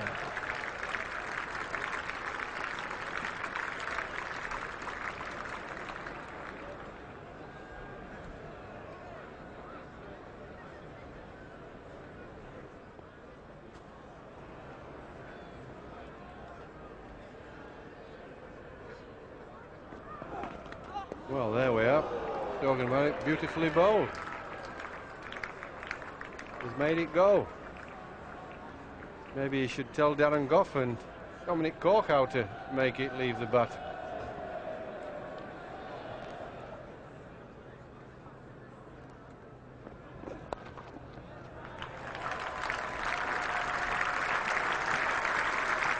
.50 for Arjuna Ranatunga, and he's made those with hardly a fuss at all.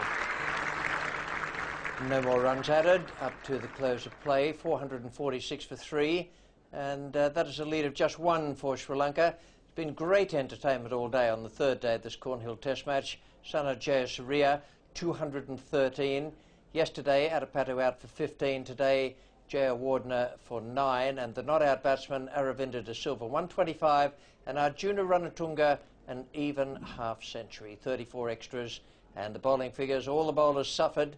Goff 60 from 19 overs, Fraser 73 from 17, and Hollyoak 70 from 15, with the last two named taking a wicket each.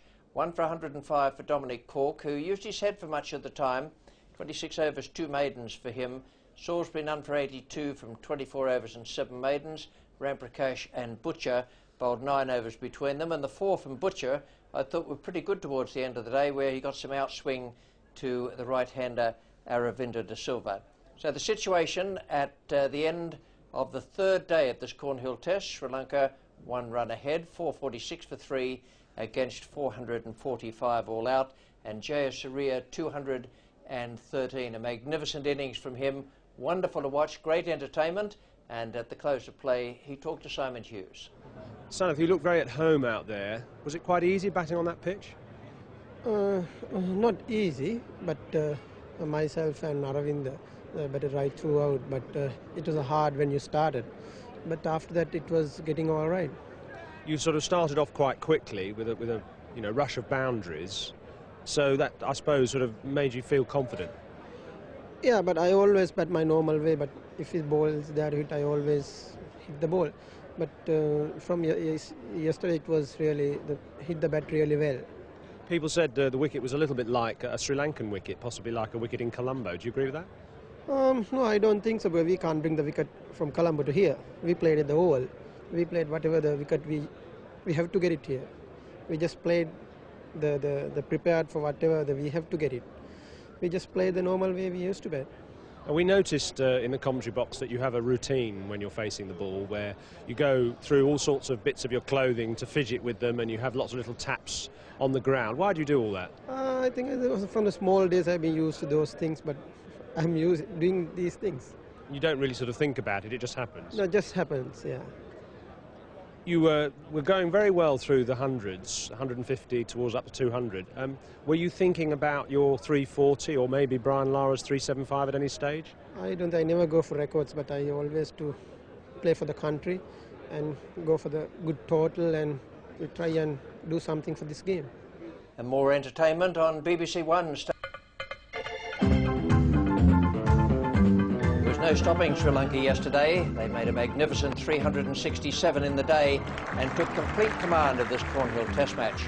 Sana Jayasuriya was the hero with his delightful 213 before Ben Hollyoak claimed his wicket. In fact, it made little difference because by stumps, Aravinda De Silva and Arjuna Ranatunga were posing many more problems in their 118-run partnership.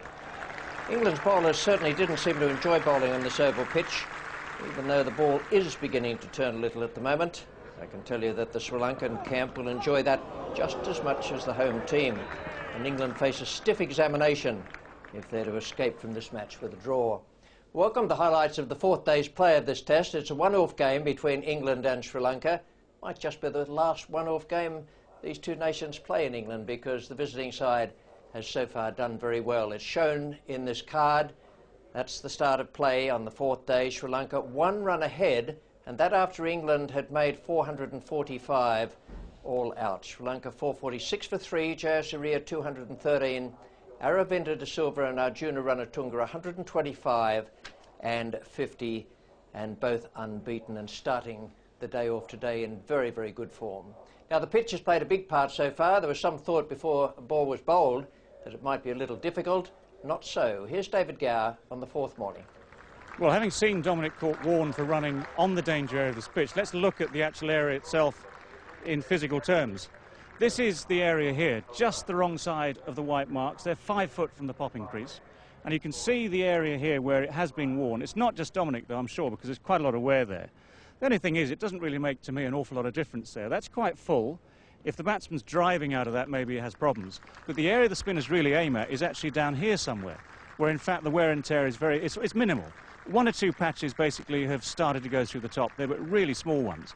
And the rest of it has held together very nicely. The pitch has actually been very well prepared, far better than people thought a few days ago. It's held together well. It'll continue to do so, I'm sure. The ball will turn just a little bit more over the next couple of days, these last 2 days of the game. But still today, a lot of runs to be scored, I'm sure. All sounds good for the batsman again today, and we're going to join play with the last ball of the first over. Darren Gough is the bowler from the Vauxhall end. Arjuna Ranatunga, the Sri Lankan skipper, is taking strike. 2 runs have been added to the overnight score. It was pad first and then batten out onto the offside. Just a question of whether or not he got himself outside off time. He takes a big stride forward generally. It was in 2 pieces, and certainly pad first might just have been outside. Rather a querying look from umpire David Shepherd. It was close enough for him to have a furrowed brow. Still said no.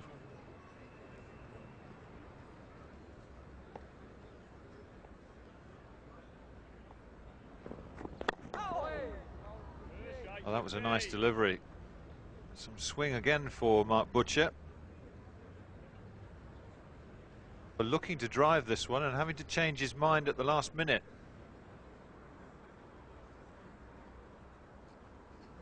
And that's out. That is plumb.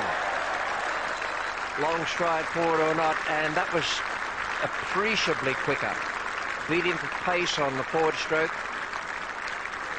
And that's well bowled by Gough.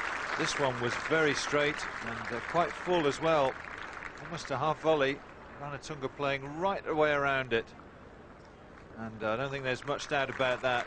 Absolutely plumb. Your batsman, Hashan Tilakaratne. Very, very good player.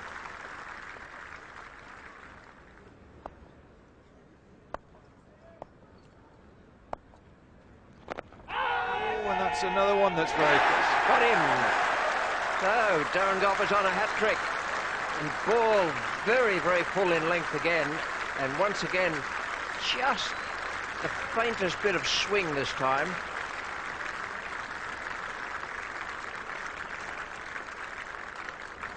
Well, action replay of an action replay. And again, that's absolutely plumb. Tilakaratne getting his bat caught behind his front pad. And Darren Gough strikes again. And on the hat-trick is Ramesh Kalavitarana, the wicket-keeper, who has opened the innings for Sri Lanka on many occasions at limited overs level. This time Gough has a right-handed bowler.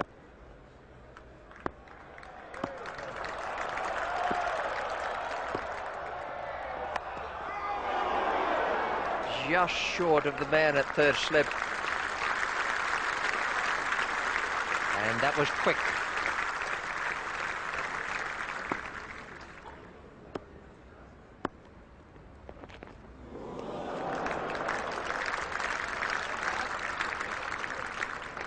Well, he's definitely got confidence now, Darren Gough. On the spot with both these first 2 deliveries to Kalavitarana. Last ball of the over coming up. Oh, good shot. Not quite timed as he would wish, but it's going to go down the hill. Mean that Kalavitarana can have the strike.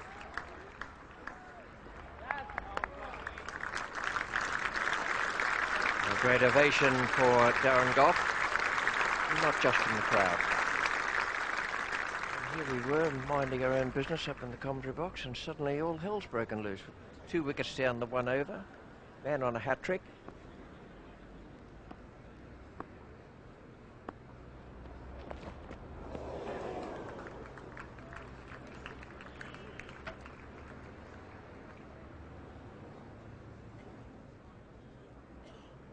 Oh, Kalawatarana is not intent on hanging around.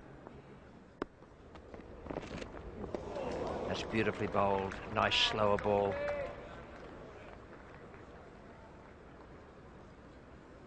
Well, there are times when Darren Gough doesn't have his thinking hat on. This is not one of them. That's beautifully bowled.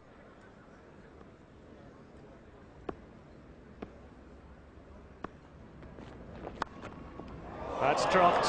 Really was flying at a huge rate of knots. Graham Hick would have been a spectacular catch. You can tell by the damage that he's not too happy about that. He's going straight off. Thickish edge, only just within reach. This is what happens when you really fly at the bat. It always goes high. Graham Hick, great effort, really. It's hit his index finger quite hard there and just raced away. In fact, it only bounced a couple of times before it got to the boundary.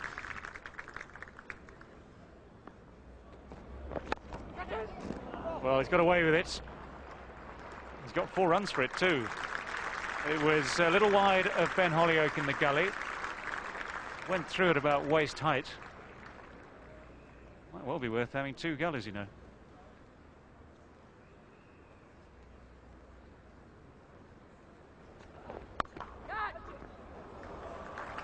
Well, he's placed it well. Square on the offside, and 4 more runs. First bound of the morning, I think, to Aravinda de Silva. News from the dressing room. Graham Hick, who left the field with that very difficult chance damaging his hand. He's had dislocation put back in place. And it's out. A lovely catch by John Crawley. Kalawatarana always gives you a chance. Well, it was a very hard chance for John Crawley. And initially, it just spilled out of his hands, but he caught it on the second attempt. Kumara Dharmasena is the incoming batsman.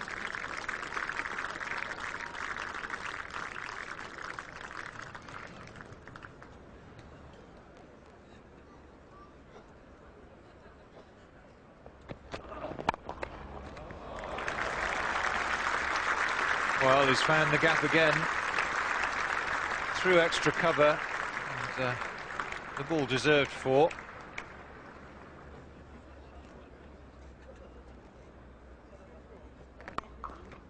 Oh, a chance. Very difficult one. Went very quickly past Ben Holyoake in the gully. And there's been another collision. Aravinda de Silva watching where the ball was going to the boundary, and he didn't see Dominic Cork in his follow-through. Oh, there we go. No one's fault. Well, it is, Chris. It's his own fault. It's not up to the bowler to get out of the way. The bowler was just doing his job, finishing his follow-through. It's up to Aravinda to run around him.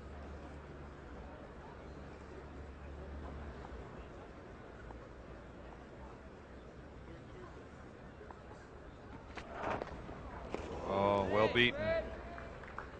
Nicely bowled by Ben Holyoake. Well, here's a tentative shot. A man that's just come in, no footwork at all.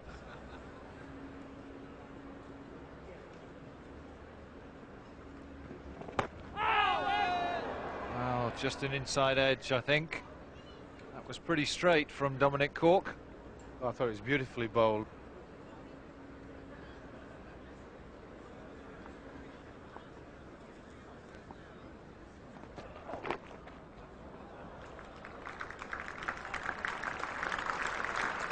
So the 500 is up for Sri Lanka.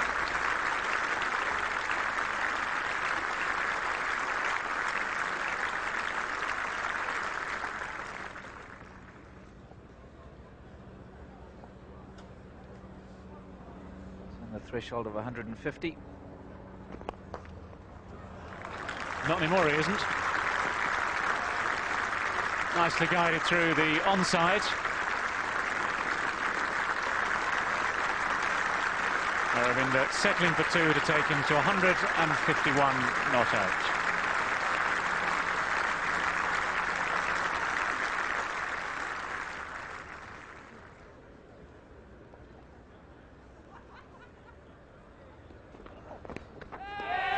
He's gone. Finally, Ben Holyoake has the wicket.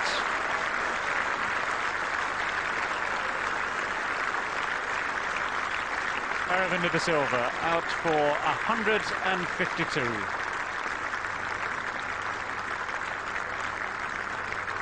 Well, this is a pretty good delivery. Slanted in from wide and then just hold its own, just goes away a little bit. Bit of a tired shot from Aravinda de Silva and he departs, but magnificent knock.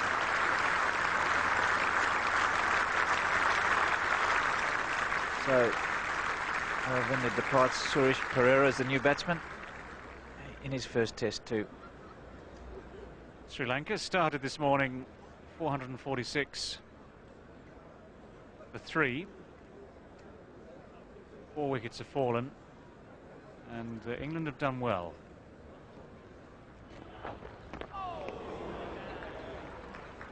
Well, as bouncers go, not a bad one. Certainly was a wake-up call. He spotted it very late. Yes, he wouldn't have seen too many of those in club cricket in Colombo.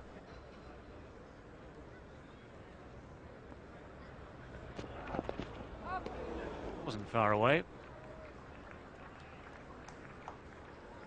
That's very well bowled. Bowled from wide of the crease, which means that the batsman thinks that the ball is angling in all the time.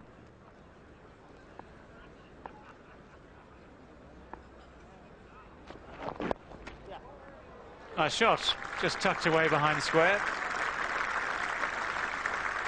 Dharmasena just let the ball come to him, timed it away. High quality shot. Oh, just dropping short. Just that bit of extra bounce from Holyoake, and it dropped a yard and a half short of Mark Butcher in the gully.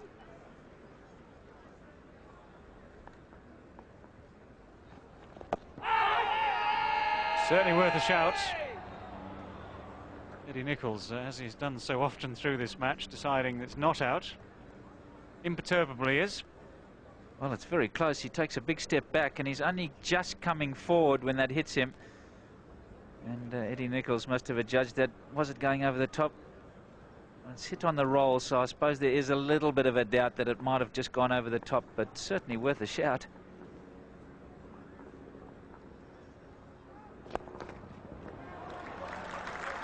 That'll be 4 runs. Well, Dominic Cork, I think, just trying to get it up a little bit further. And just getting it to swing in again. Just wanted to try and see if he could find another way of getting the LBW, and this is the penalty.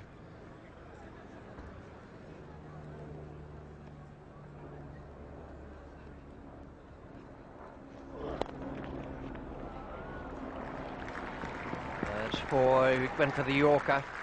Just trying to get it through around about middle and leg, and just a fraction over pitched.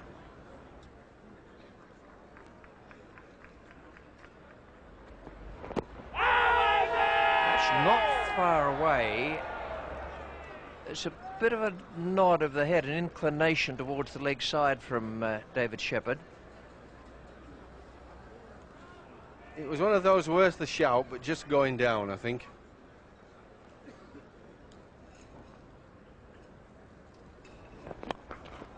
He's picked the slow one, I think. Gone for 4. I don't think Goff will be absolutely overjoyed about that.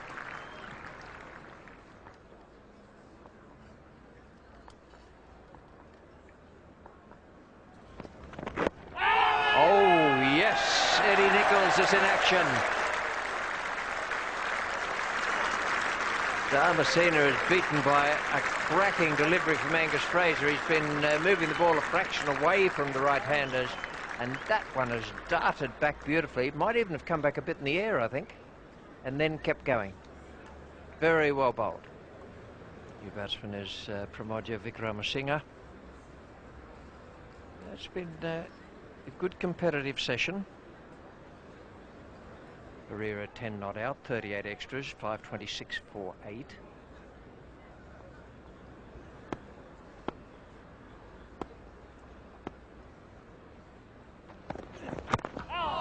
Well bowled. That was quicker. That was as quick as anything Angus Fraser has bowled today. almost got through.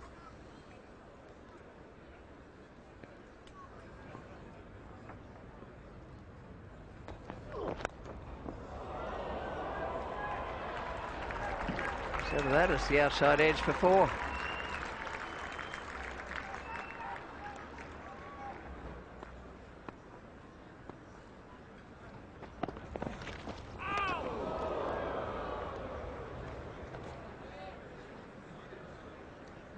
Been a big year for Angus Fraser.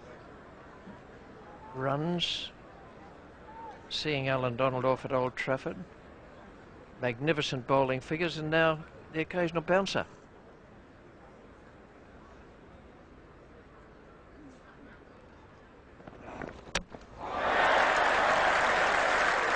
Angus Fraser has done well. He's come on straight after lunch on this 4th day, and he is completing what was started earlier in the day by Darren Goff. Nice bowling, good spell from the big Middlesex man. Well, I reckon the ball before had an effect on Vikramasinghe. A short ball which he was late on when he tried to hook, and then he just had a great big hike. Missed a straight one, clever bowling. Make sure that you get most of the balls in the area where if the tail ender misses, you hit. Well bowled.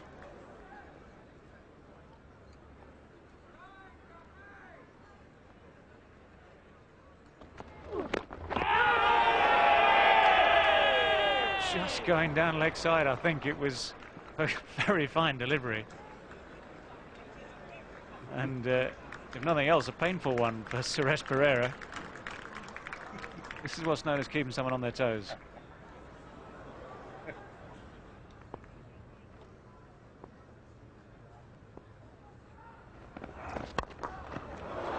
Well stopped, Gus.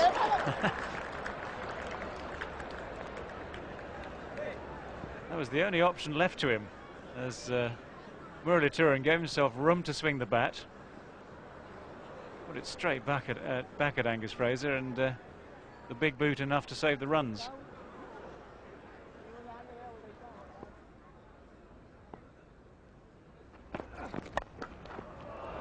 Hoisted over mid-on. Straightforward length ball. This outfield is very quick. Once it had cleared mid-on, just kept rolling.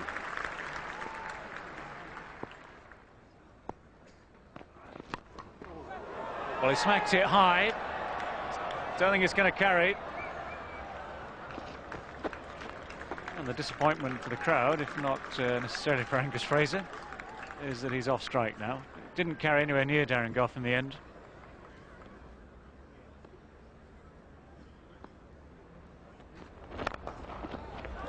Good shots through extra cover.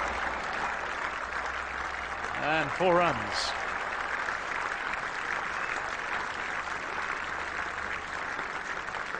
The lead extended to 101.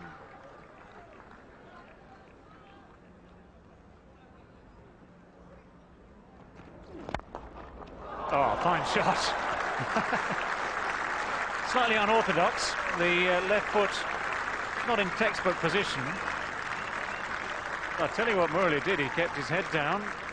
He hit the ball straight off the meat of the bat. Just check the left foot. But don't criticise when the ball goes off the meat of the bat through mid-off like that.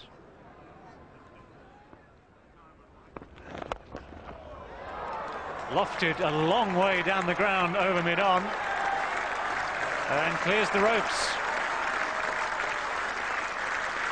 Well, that doesn't happen to Angus Fraser often.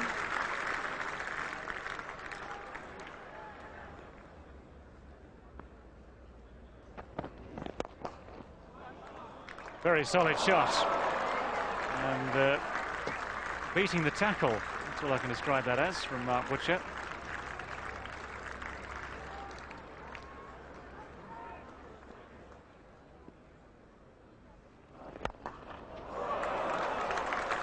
Stand and deliver from Muralitharan. We're going to have to rethink their field placings here, and indeed are doing so. That's a pretty average effort. We saw a man the other day with two stacks of 5 each, I think. He was carrying 10 in one go, so these boys, mere amateurs. And he's just given that the heave-o through mid-wicket. It's another 4. Look of dismay from Ben Holyoke. And amazing little shot. Got a very good eye, this fella, Muralituran. Well, they seem to have got used to the seamers, the pace and everything, and although it's unorthodox, it's working very well for the Sri Lankan tail-enders. Therefore, you've got to change the pace of the bowling. You've got to give the tail-enders something different to try and slog. And there we are, and it's just very unlucky.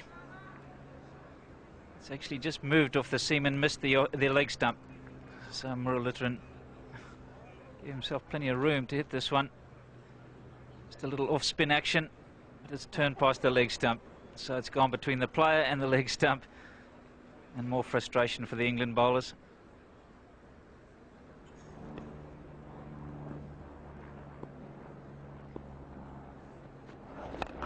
And again he's gone for it. This time he could be out. No, it's over his head.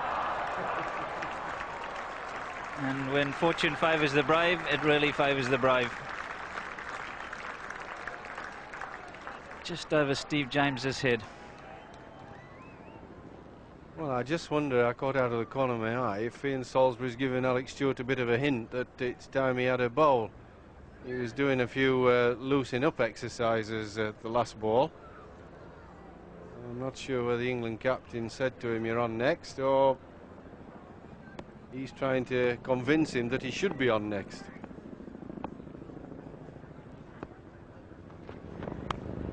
And that's just, oh, that's frustration for the bowler. Very poor shot. And Graham Hick just a little wide, it slipped. You often think the keeper's going to go for that one to the right. He didn't. Hick had to go left, and I think it might have just bounced short of him. But that's the 50 partnership. Yeah, and I think we are going to get Salisbury, aren't we? Well, better late than never. I think it should have come a little earlier. He might get whacked, he might get tapped around the ground, but at least it makes the batsman think about it. They're not going to get the pace of the bowling as they do from the seamers. They're going to have to make all the running. They're actually going to have to hit the ball. If it turns a little bit as well or stops on the batsman, it might go straight up in the air. Well, he's got that away, and it's going to be at least 2. Maybe 3. They're looking for 3. But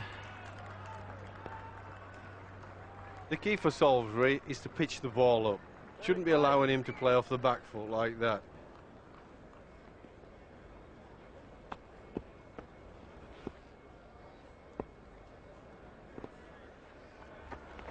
And he's gone.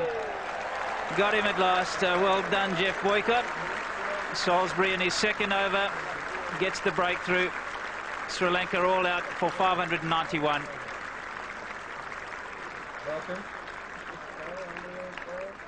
And Ian Salisbury gets the second wicket of the summer in Test cricket. Muralituran departs. Court Stewart bowled Salisbury for 30.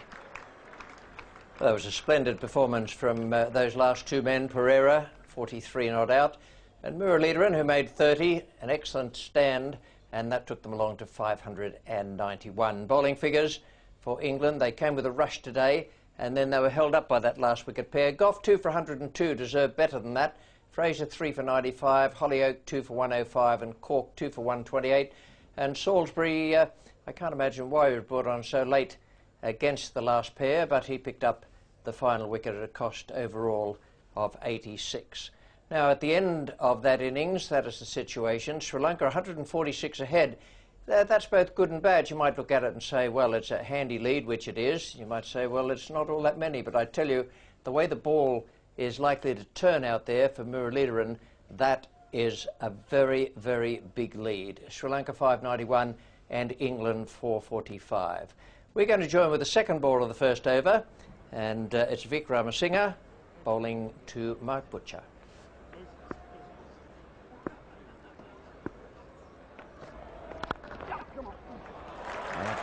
stroke. Bit of a trademark shot that from Mark Butcher. Vikramasinghe gave himself just one ball to loosen up and then came round the wicket.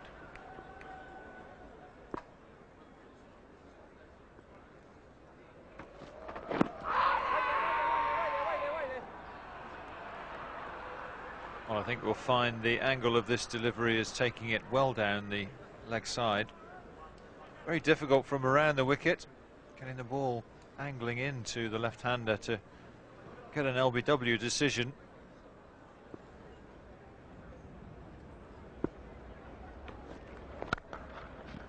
Lovely shot again.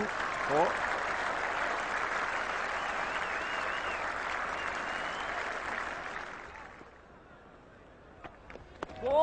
And big turn there for the off-spinner.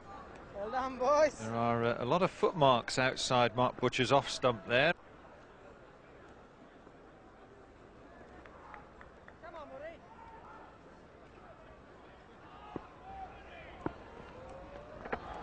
Oh, that's a beautiful delivery.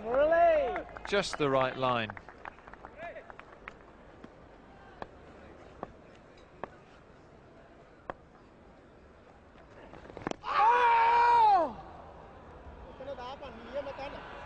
Very clever bowling by Dharmasena. I bet the England number 3 thrilled watching this. Graham Hick, all these playing and missing.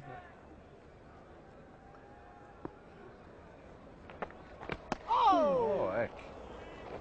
Worrying me, and I'm only sat in the commentary box. I mean, the ball's turning. That's good, but it's good for cricket as well. It's interesting, men around the bat. But it's not jumping at the batsman. I don't think you should be playing and missing that much. Oh dear, he's run out. That's not stumped. Oh dear. Well, that's frustration, purely frustration. Excellent bowling by Muralitharan. And that's a lack of patience and discipline by Mark Butcher. Beautifully done by Sri Lanka, but just ask the question, should he have shown a little bit more patience, stay at home, play from the crease? You don't want to lose early wickets. 100 in the first innings, Graham Hick. How England could do with him getting a second one in this match.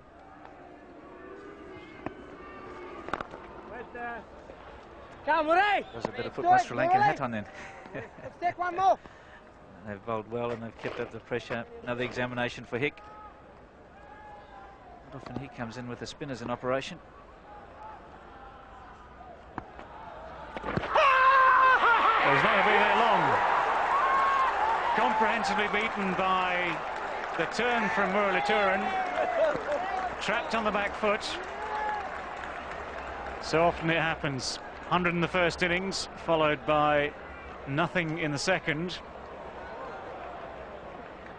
This is a great piece of bowling, much quicker. Look how much quicker that is, but it still turns. Unbelievable turn he gets. And he's so far back, Graham Hick. I'm afraid Eddie Nichols has to give that one out. So very good bowling. Sri Lankans doing it all right at the moment. They really are attacking with Murali.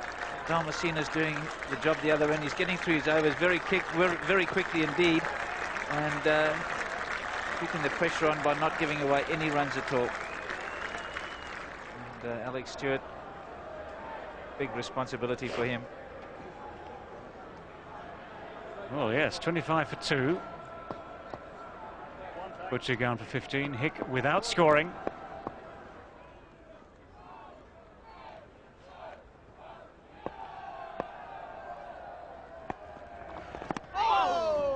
Nicely bowled, beautifully bowled.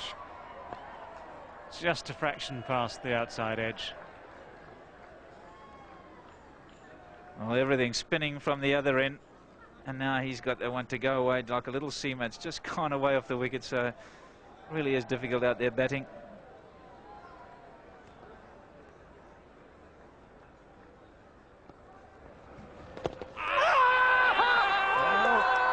No movement there. There's a clunk of ball onto pad. Whether it came off bat as well is another matter. Well, my impression was it just hit the pad. See, the bat was behind the pad. I didn't get the impression that that was, and I'm a long way away. The umpire's quite near. They're probably thinking it hit the pad and then brushed the face of the bat.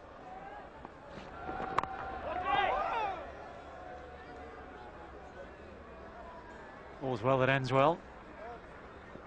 Steve James just lost sight of the ball for a moment after to come off the bat.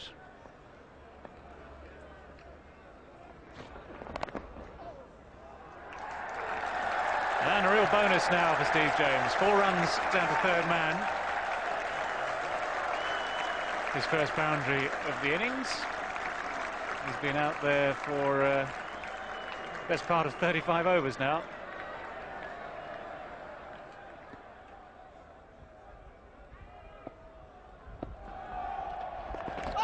Oh, just missing by a whisker. Well, Aravinda de Silva tossed it up quite wide of off stump. It's the first one he's really turned. Certainly the most that he's turned it. Comes back through the gate. And Calavitarano, just a late sighting of it. 4 runs. That was tossed even wider and higher by Aravinda de Silva. Nicely played. Takes England up to 52.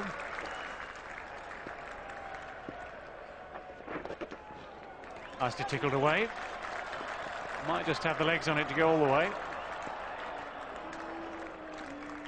Well, it would have done without the intervention of Pramodia Vikramasinghe. No more runs added up to the close of play. 54 for 2, and I promise you it was tough going out there.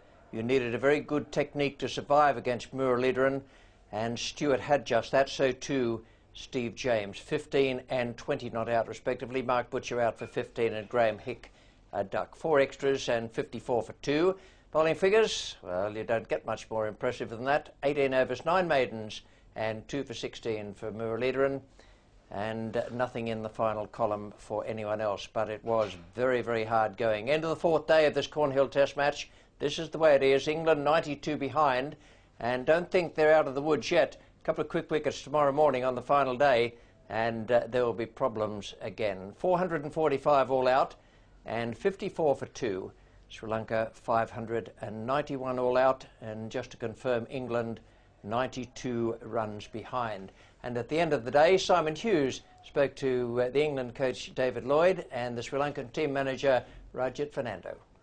David, I suppose you were expecting an afternoon of putting your feet up and watching some relaxing runs, but it's a bit of a nail-biter now, isn't it? Well, I never thought it was going to be easy. I don't think anybody did in our camp. Delighted to have got the 7 wickets the way that we did. But we knew it was going to be difficult from then on in. I should think that Sri Lanka are happy and the Surrey County Cricket Club are happy, so we'll all have to be happy. But it is a difficult situation for England, and I suppose the batsmen in the last hour have come through a pretty severe test. I think once you get in, it becomes much easier. I know that sounds pretty basic, but it does. That if you take a wicket, this is one of those situations where you've got to really play well and play hard to get yourself in. But once Steve James has got in and Alex Stewart has joined him, they've played very watchfully, which is probably the way they have to do for some time yet. Muralidharan is a bit of a freak, isn't he? He looks incredibly difficult to play. He will be. Always? On any wicket? Yeah, I should think with the way that he bowls and the action that he's got, he will be a handful. On this particular pitch, he's the only one who's got anything out of it. Is that perhaps a factor that you'll take into account when you make your report about pitches at the end of this game? I think that's out of my hands about who reports on pitches and so on, but you know, we said last night that England would be disappointed with that surface, but you've got to play on it. You just get on with the game. Beginning the day, England had to take early wickets, and that happened. So really, you got yourselves back into the game for the first hour. I think if you saw this morning's play, that the ball did move about just a fraction, just enough really, and we got the early breakthrough, and Darren Gough got a couple of wickets very quickly. But I think 145 for 7 is a good effort from us, but we've got that 100 and something deficit, which is going to always be a problem, and it will mean that Sri Lanka will always be pushing ahead looking to get wickets. Ranjit, are you happy with your performance as a whole, as a team? I think it's been a very good performance by the entire team right throughout this test match so far. But in a test match, I mean, until the last ball is bowled, one really cannot say which way it would go. But we certainly are in the box seat as it stands today. And I think from our point of view, the lads have improved right throughout so far. And I think it has reflected in their performances in the test match. Do you think that you entered this test match feeling that, you know, in a way your reputation was on the line, and that perhaps so far, after 4 days, you've proved that you're a worthy test country? In the contrary, I think, Simon, when we came in to play this test match, we felt we've got nothing to lose, basically. England, the pressure was really on England, one test match, and they had to perform at their best. As far as we were concerned, we weren't expected to do great things. So we played the best way we know we could play, that is to entertain, and that's the brand of cricket we've been always playing. And as you know, Sri Lanka plays in that fashion, and I think that has paid off. Well, don't miss the final day. I promise you there's plenty of action to come. We'll be continuing tomorrow on BBC Two. We'll be on air at 10:50 a.m. and there's plenty of work still for England to do. They are still in arrears. Now then, we've had a lot of fun with tail-enders in this particular game, the one-off test match between England and Sri Lanka. Today, it was the turn of Muralidharan and Pereira. We leave you with them at this moment.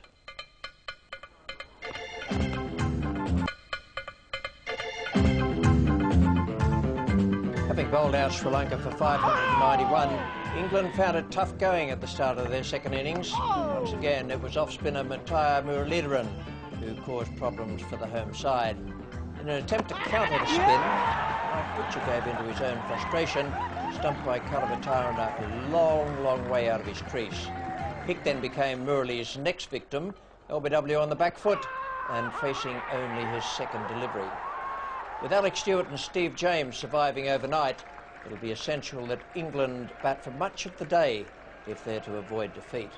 Well, welcome the highlights of the last day. It's been a real eye-opener here. A great match, great game of cricket. Played on a pitch where there's quite a bit of spin. There was not much for the pace bowlers, but plenty for the batsmen. And this is the way it looked at the start of the final day. England 92 runs behind, 445 all out and 54 for 2. With James and Stewart the not-out batsmen. Sri Lanka 591 with those two wonderful innings from Jayasuriya 213 and Aravinda de Silva 152. Well, now everyone's thinking about what might happen out there with this pitch. Here's David Gower. Well, the one obvious thing we're looking for this morning will be signs of turn. Muralidharan has been absolutely outstanding on this pitch over the last few days. He's the one who's turned it most. The other spinners have done very little with it. I've come to the opposite end today. We've looked at the Vauxhall end where he's been bowling most of the time, but he has bowled quite a lot of overs now towards the pavilion end as well. And that's onto this sort of area here where in fact there is a little bit of dust around now. What happens is you'll find that when the ball hits the dustier areas it'll grip more, it'll turn more. When the ball hits the other patches where there's a bit of extra grass, okay, it probably won't turn so much. But it's just a question of observation. He's turned it already. He'll certainly turn it more today. England's battle for most of the day is going to be against the off-spinner. Well, that sounds as though there might be some problems there for the England side today. They have a long, tough job ahead of them. We join play with the third ball of the first over. Suresh Pereira is the bowler. Alex Stewart, the England skipper, is taking strike. No runs have been added to the overnight score.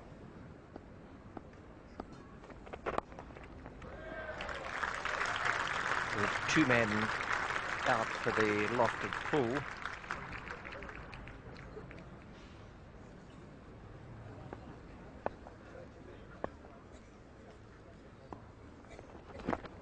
Doesn't matter how, whether it's by luck or a bit of a bad shot or a good ball, but you really need to get something out of the first hour. Just had the feeling Steve James might have helped that round a bit. Nope. Perhaps not. It just seemed that it dragged it down into the dirt in front of Kalavatarana.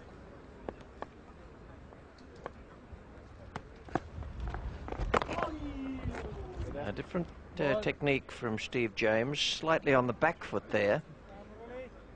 compared with Alex Stewart's first movement, which is down the pitch with the pad.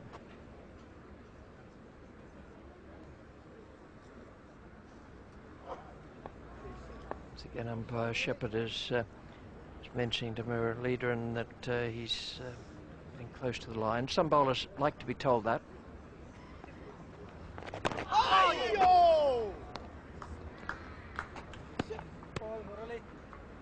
Disappointment and frustration there for Mirror Leader.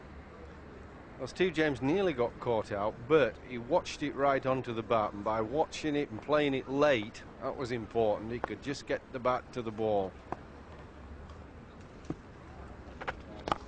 And they'll get a few more as well. One for the single and 4 for the over first. Well, the throw was poor, it was wide, and the backing up was atrocious. 2 of them. I mean, the fielder who was backing up, he was the main one to blame. He just put one hand down tentatively.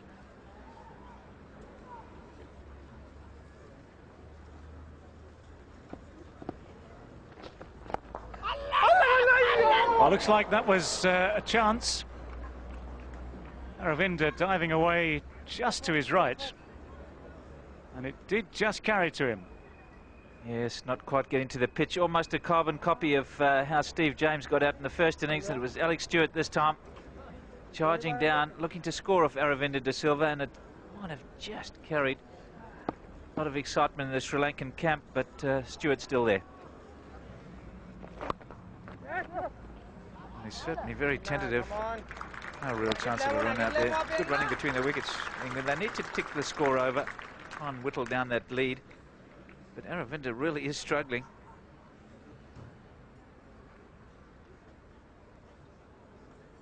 Not sure he'll complete the over. I think he'll be off. Well, yes, he's taken his cap. It's a pretty good sign. It's only Geoffrey Boycott bowls in a cap, so one can assume that Aravinda, and I say assume, it's looking more and more obvious every step he takes that he's in some trouble.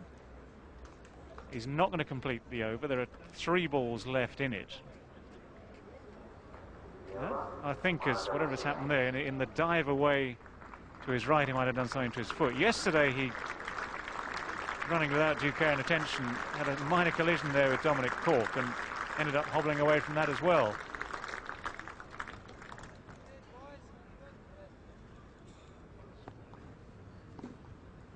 Jayasuriya now bowling at the pavilion end, over the wicket, slow left arm spin.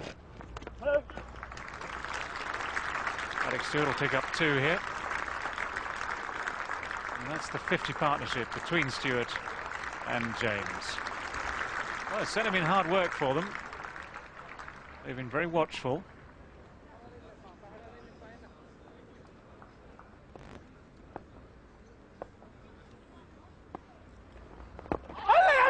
Straight into the hands of Silly Point.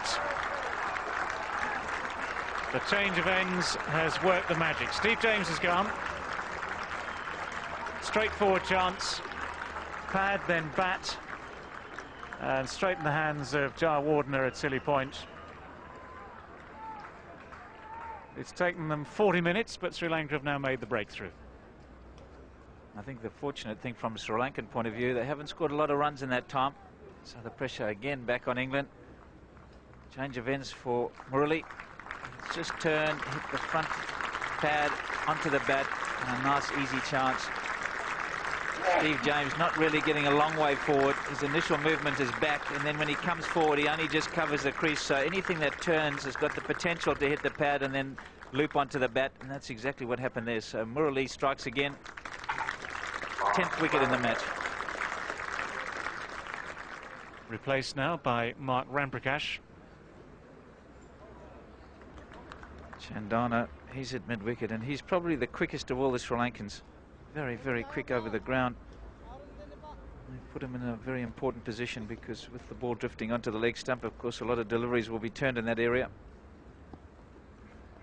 Now, that's the first one that's found something at the leading edge, but Alex Stewart not pushing hard at it. The ball dying off the bat. Yes, you can see here, and this is what SRI has got to do. That's hit the leading edge. He's got to vary his pace a little bit.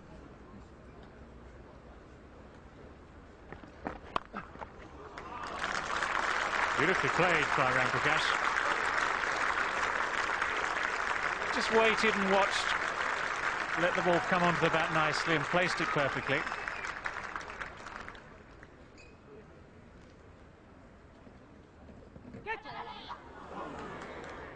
I'm not sure that came off the bat. There'll be a lot of excited fielders out there most of the day. But if he can bowl a little bit fuller, like this one is, he has to play across the line. There's all shouts and everybody's excited, but I don't think he hit it. Full toss, put away through mid-wicket.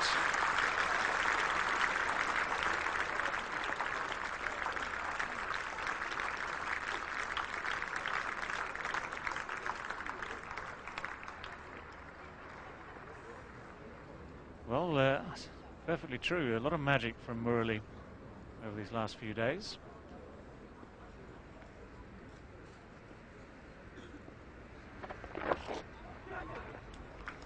That's very cleverly played, just using what little pace of the ball there is from the slow bowler.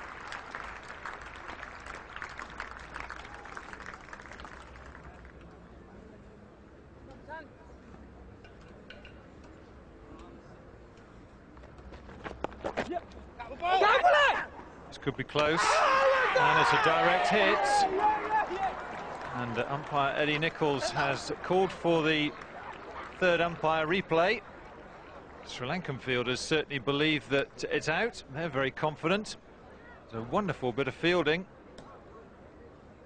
Well, I'll say what I always say, that Alex Stewart looked in, but every time there's a direct hit, you usually find that you're in trouble as a runner. Once there's a direct hit, it's always a struggle. And I think he's struggling on his way to the dressing room. Now that's a poor wicket to lose. Run-outs at any time are not good, but in this situation where you're trying to save the game, a run-out really is something that you should never have. John Crawley is the new batsman, replacing Alex Stewart. And he played very well in the first innings.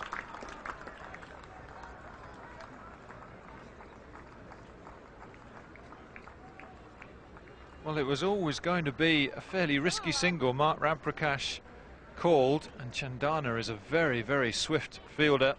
Beautiful throw. Well, I think with the quality of his fielding, Chandana, I think they want to keep him on all day. Make sure that somebody stays in the dressing room. Excellent fielding there.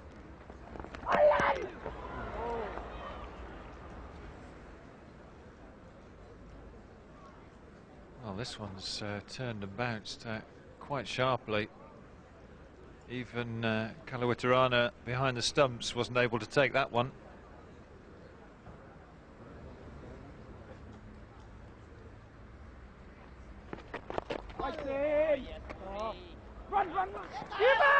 Oh, there's a mix-up here. They've got away with it.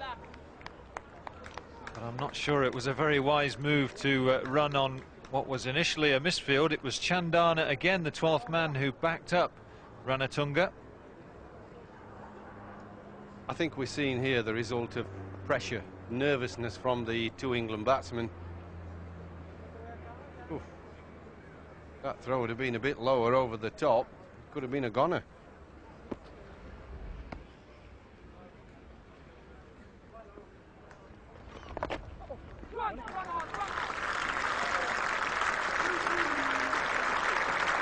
Well, somewhat of a breakthrough for England. Boundary to John Crawley takes them to within one run of 100.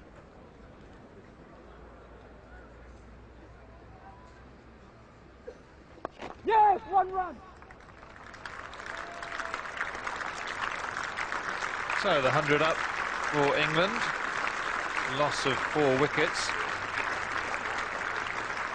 And warm applause from another very good crowd in here at the Oval on what could be a very tense day.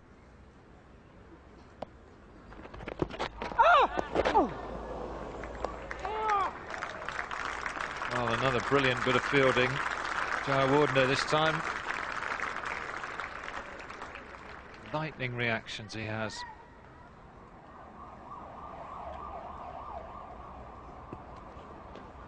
You don't get too many full tosses from these bowlers. When you do, you need to make the most of it, which is precisely what Mark Ramprakash has done. Not with a totally orthodox method. No advance tickets go on sale on the last days.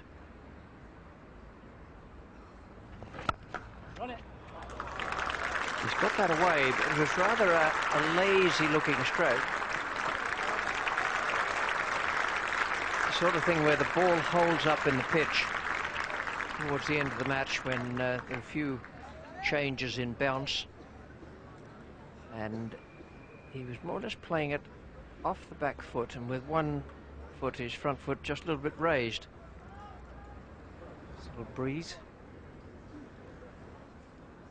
The Union Jack, of course, at half-mast anniversary. Lioness death.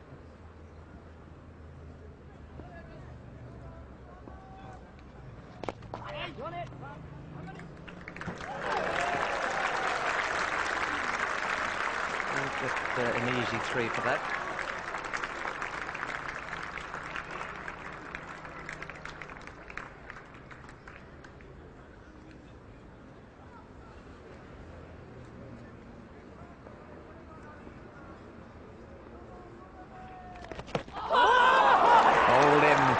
Beauty.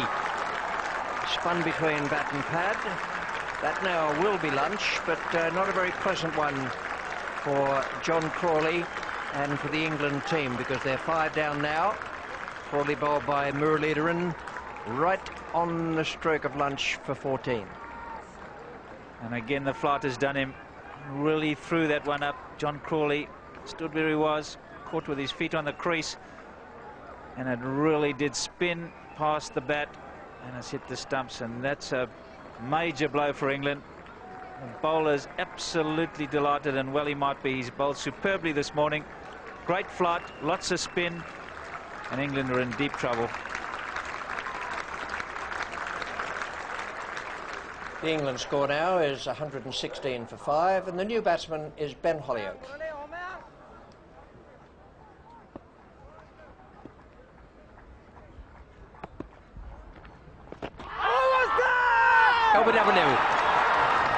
LBW, first ball after lunch.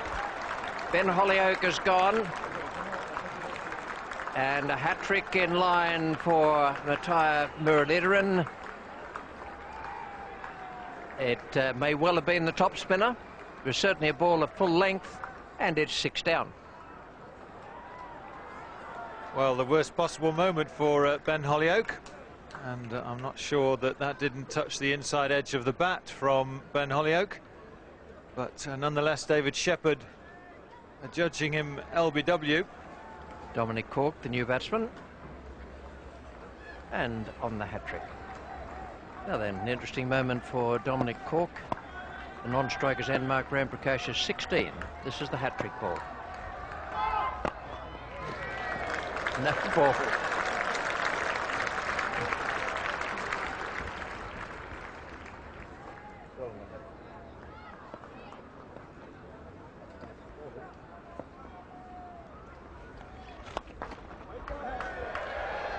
No ball in the full toss. Well, there we are. Everyone can settle down now.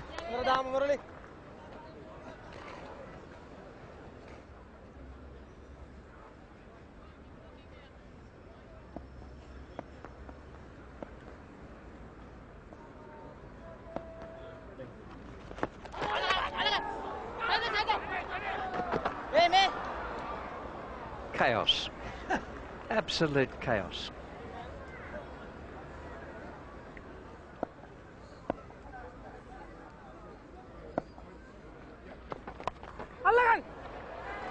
Just over the head of Muralidharan at square leg. Dominic Cork is off the mark. End of the over.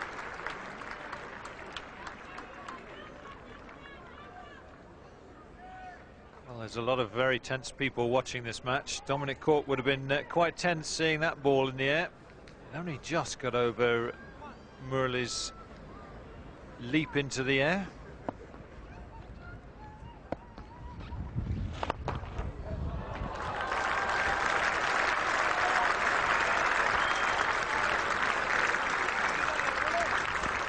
Ball for Cork.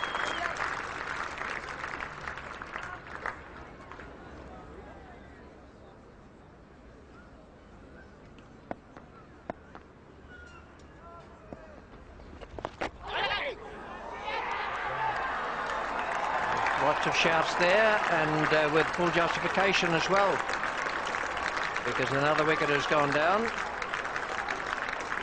Dominic Cork, perhaps the back of the bat, caught by Kalabit-Aruna off Muralidharan for 8, attempting the sweep and sweeping with the spin.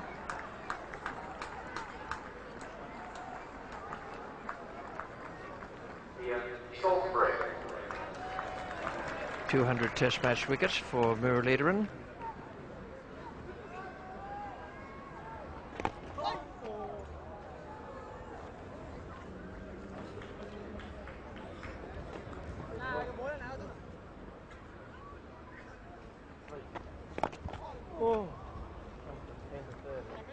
Well, Ian Salisbury's got some work to do. He hasn't started terribly well. Both deliveries have struck the inside edge of the bat. WW.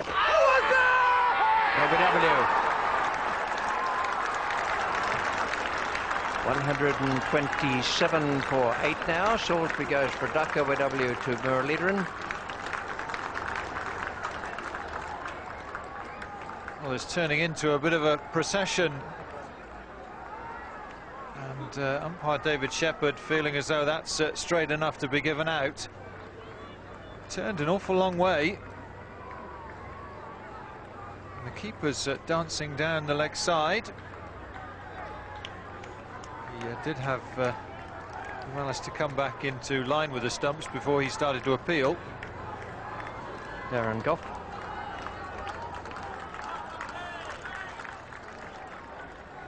Some very happy fans out there. Most of them are Sri Lankan fans. Still 15 runs to go to wipe off the deficit, so Sri Lanka will be very keen to try and take these 2 wickets before that happens.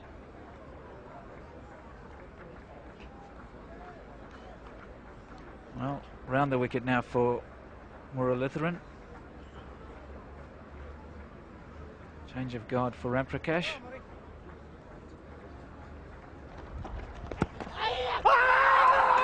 Big appeal. Umpire Shepherd is not interested. The Sri Lankans are not happy. Huge appeal. And they reckon he might have got an inside edge. It's a great catch, or a take, I should say. Whether it's hit the inside edge, very difficult for the umpire to tell. Well, it looks like a little inside edge there. Now that was a bat and pad, I think, but it just didn't carry. It went down quickly, it didn't loop up in the air.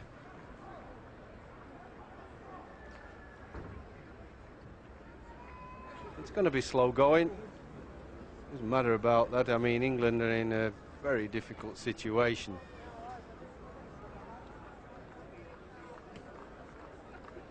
There are plenty of viewpoints near this Kennington Oval. I don't know about you, Chris. I think I'd rather pay to get in, to be honest, than be sat on that roof.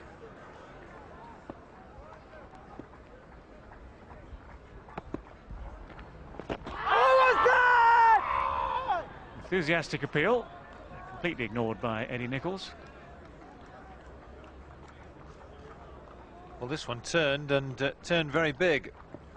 Struck Darren Gough on the back leg.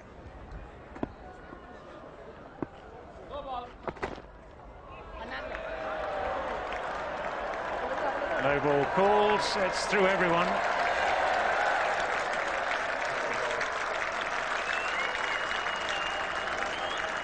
That'll be entered into the scorebooks as 4 no balls. Straight through the legs of Kalavitarana.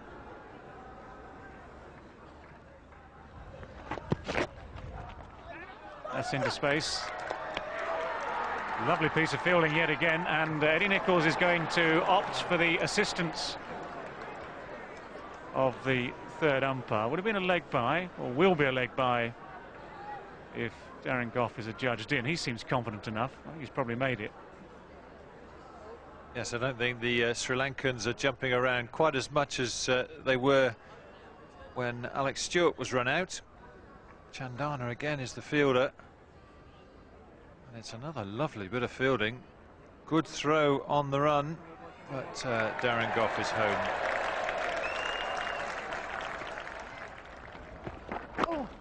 No, could have chased that. Well, this could be a good contest. I think it's going to be neck and neck. Aravinda, I think his pride kicked in there, because Jaya Warden, I think it was, who had ripped the helmet off at silly point. That's caused a bit of pain now for the keeper, Kalavitarana. Might just have flicked a pad on the way through onto his cheekbone or jawbone. Well, he has for some time worn a helmet. He's not wearing it on this occasion. Oh, he's back in position. Oh, nicely played. Very deft little fine sweep shot.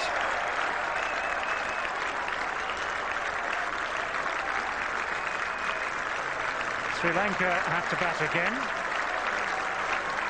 as England's going to credit for the first time in a long, long time.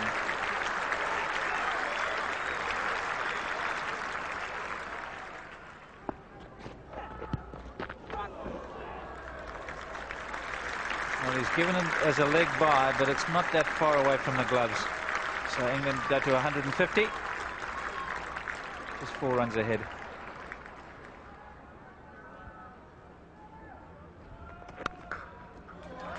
That's a good shot. Roger Vikramasinghe has just dropped a fraction short and wide.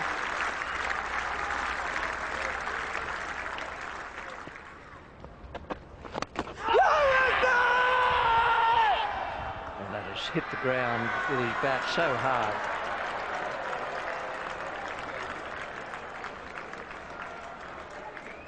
And just watch the bowler here. Everybody behind the stumps is jumping up and down. Aravinda de Silva very late to join in the appeal. Very, very late. It's a real lob ball here, tempting Darren Gough. The right thing to do. He couldn't resist it, but he's hit the ground very hard and not the ball.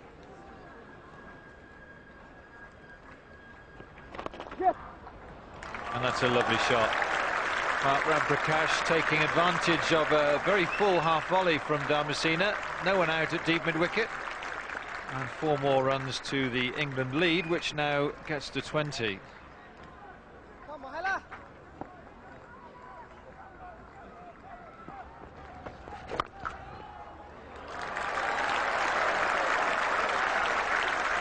All those runs are valuable.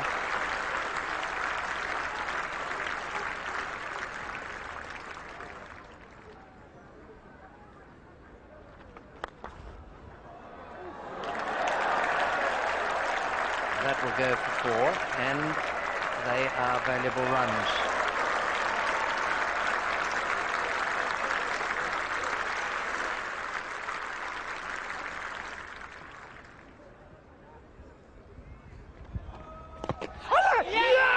That's gone.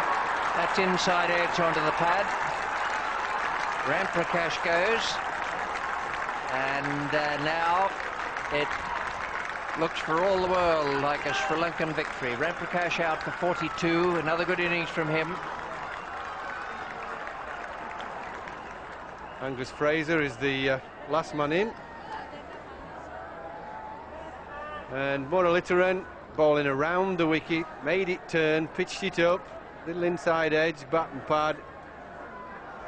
And that's almost perfect dismissal. There'll be trying to play 4 and give Angus Fraser only 1 to face.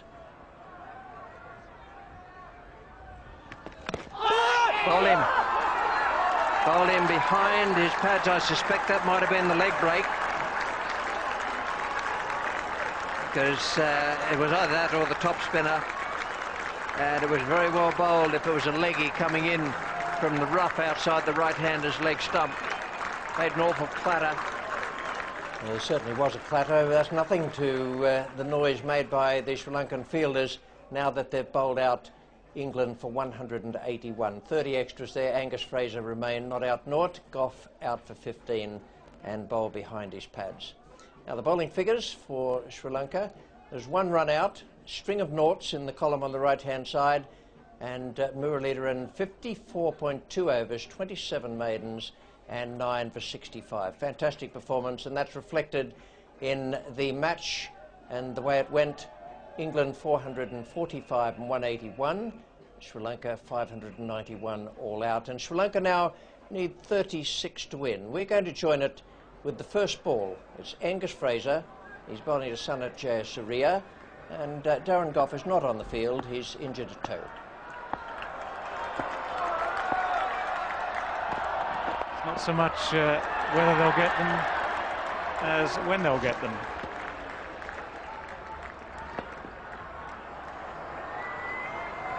Don't really think you're going to stop Sri Lanka from getting the target. Nicely struck, and 4 runs.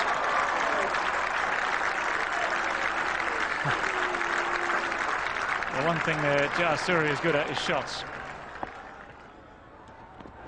Oh, look at that, that's wonderful. 6 runs. Well, this is a great shot. Jayasuriya deciding that he's not going to muck around here.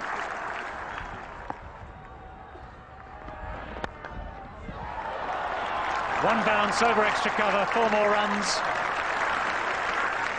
I didn't realise the Sri Lankans are flying out tonight, but brilliant stuff.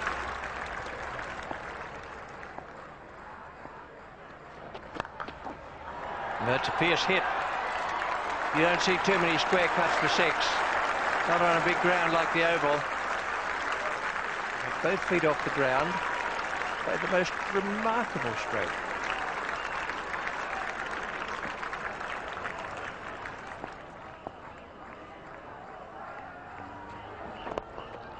And there it is. The winning runs for Sri Lanka.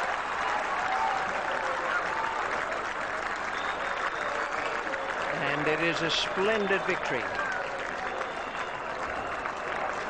Arjuna Ranatunga won the toss, put England in. They made over 400 and still Sri Lanka won. That is a really good win, a top-class victory. And that's the way it all finished.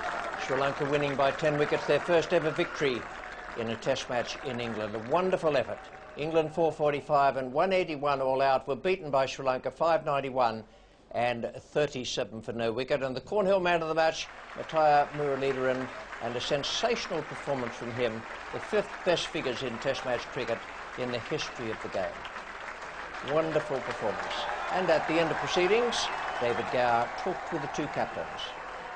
Arjuna, you've made history today here, winning the first test match for Sri Lanka in England. You must be a very, very happy man. Yeah, that's one of the ambitions I had after the World Cup, and this will be for sure, this will be the last time I will captain in England, and it's good to win a test match here. It's interesting that the tour started so slowly for you. The early games, the warm-up games, didn't show that much promise. And yet what you've done is you've peaked at the right time. You won the Emirates Trophy first. You've come to this test match chock full of confidence, and you've played wonderful cricket. Yeah, David, we started very badly. We lost the first county game by 2 days, and then we worked very hard. Like, we went to the nets, we knew what went wrong, and the whole team, starting from the management, we stick together and we said this can't be done, and we worked very hard on our training, including fitness and bowling and batting. Then suddenly everything came right. Now, one of the things that we've talked about a lot over the last 4 or 5 days, certainly the first 3 days, was your decision at the start of the match, having won the toss. You looked up, said there's a bit of overcast cloud cover, a little bit of moisture. You thought you stuck England in. And we were all saying, how can you do that? The pitch is dry, you've got spinners who are going to take wickets late in the game. Now, of course, we have to apologise to you. It's like this, David. We have to play for our strength rather than the other issues. That's what I have been doing. That, like even in the World Cup, we chase. That's the first time a side chased runs, and we know that Murali is a key man for us. And we wanted Murali to have a break in between. That's the other reason that we wanted England to bat at the start. And I thought I have played 16 years of cricket, and I have seen a little bit of wickets and have taken so many decisions. I think it's not too bad actually. But how confident at that stage were you that you'd only have 36 to chase? We knew that it won't be very difficult, especially with Sanath, and we promoted Kalu to bat at number 3, but I think it's good to see the two openers finish the game. Now, what about the men who made the runs for you, Sanath and Aravinda? Yeah, a lot of people were talking about Sanath when he had a bad run at the start, and I was not bothered about it because I knew that Sanath is a top player and Arvind is a top player. They will be coming back at the important times. I think Sanath peaked at the important time. And all the others, like when it comes to the one-days, Atapattu, Kalvitarna, everyone batted very well, and then came to the test matches, and Arvind and Sanath batted for us. Well, if one man gets 200, one man gets 150, you've broken the back of a big total. But you still had to bowl England out twice, and it seems you only needed one man. Is that the best you've seen in bowl? Yeah, I think so, especially on a track like this, especially bowling at the first day. And he's still, we know that he can turn anywhere in the world, but he was really impressed, and the way he was turning, and he got the odd bounce. That's where he used to take a lot of wickets, and I'm really pleased for him. As a captain, though, is your only problem that every now and again you can't get the ball out of his hand? No, normally what I do when I feel someone is getting no to him or batting better for him, then suddenly I put a change and bring him back after 1 over, 2 overs. And even with the new ball, we just wanted to get a ball in with a little hard on. That's the main reason we just bought 2 fast bowlers to go for 2 overs and got Murali back once again. It certainly works, and I suppose next time you'd like to come back here and play a slightly longer series. I hope so. Now it's ideal time for us to get 3 or 5 test series, at least 3. I will be satisfied with 3 rather than 5, and hope that we will get it in the future. All right, well, very well played. Congratulations. Make the most of it. Enjoy it. Thank you, David. Now, Alec. Congratulations to Arjuna. Alec, where does this leave England at this stage? Well, we've had a good summer. Obviously at Headingley, everyone was very happy. I'll be honest, it's just taken a little bit of gloss off the summer, but we've obviously got a very busy winter ahead of us. Yes, I mean, it's sort of down to earth with a bump, isn't it? Yeah, I think, you know, the conditions that were provided, Sri Lanka would have been very happy with them, and I thought they played magnificently and obviously deserved to win. Even so, it was a good pitch. Did you have the feeling you should have survived on there, should have got a draw out of it? Yeah, possibly. I mean, Murali bowled out of his skin, you know, tremendous effort. If someone takes those number of wickets in a game, you are going to struggle. Say, if someone got 150, someone else got 200, you are up against it, but full credit to Sri Lanka. Now, we've been watching him from the safe position in a commentary box and not having to go down in the middle. What's it actually like to bat against him? Very difficult. You know, you can never get on top of him. A lot of spinners you can use your feet to or work around, but to be honest, with him, he's something special. Sakla Mushtaq, who plays for Surrey here, I think is a tremendous bowler, but this fella's in a different league. Is it just that he turns the ball that much more than any other off-break bowler? Yeah, I mean, he spins it amazingly, but he has a lot of variation. He can bowl a leg spinner, bowls another ball that goes away from you, and a ball that bounces as well, and you bowl all them, you've got a chance of doing well. Okay, as you say, it's taken the gloss off the season a bit. Now, what about your future plans, the next plans, i.e. the Ashes in Australia? Yeah, certainly looking forward to that. The side will be announced, I think, within the next day or so. A couple of hard decisions to be made. And then we'll have a 2-week break or whatever, and then we're off at the end of October for what I hope will be a successful campaign. Thanks very much. We wish you well in Australia. Thanks, David. Thank you. David Gower there with Arjuna Ranatunga and Alex Stewart, and that's the end of our Test match cricket for the summer. It has been a great summer, but we still have a match coming up, the NatWest Trophy final, Derbyshire and Lancashire from Lords, and that's Saturday the 5th of September, live coverage on BBC Sport. Now that I can tell you this has been a great season, this was a nice way to finish it, and we're going to leave you with the Sri Lankan supporters and with the team as well, and their celebrations. Absolutely magnificent they were, and they're a very happy lot. And I want to show you one other thing as we go. And that is Sana Jayasuriya smashing that 6 over point. You don't see much like that, but I reckon this is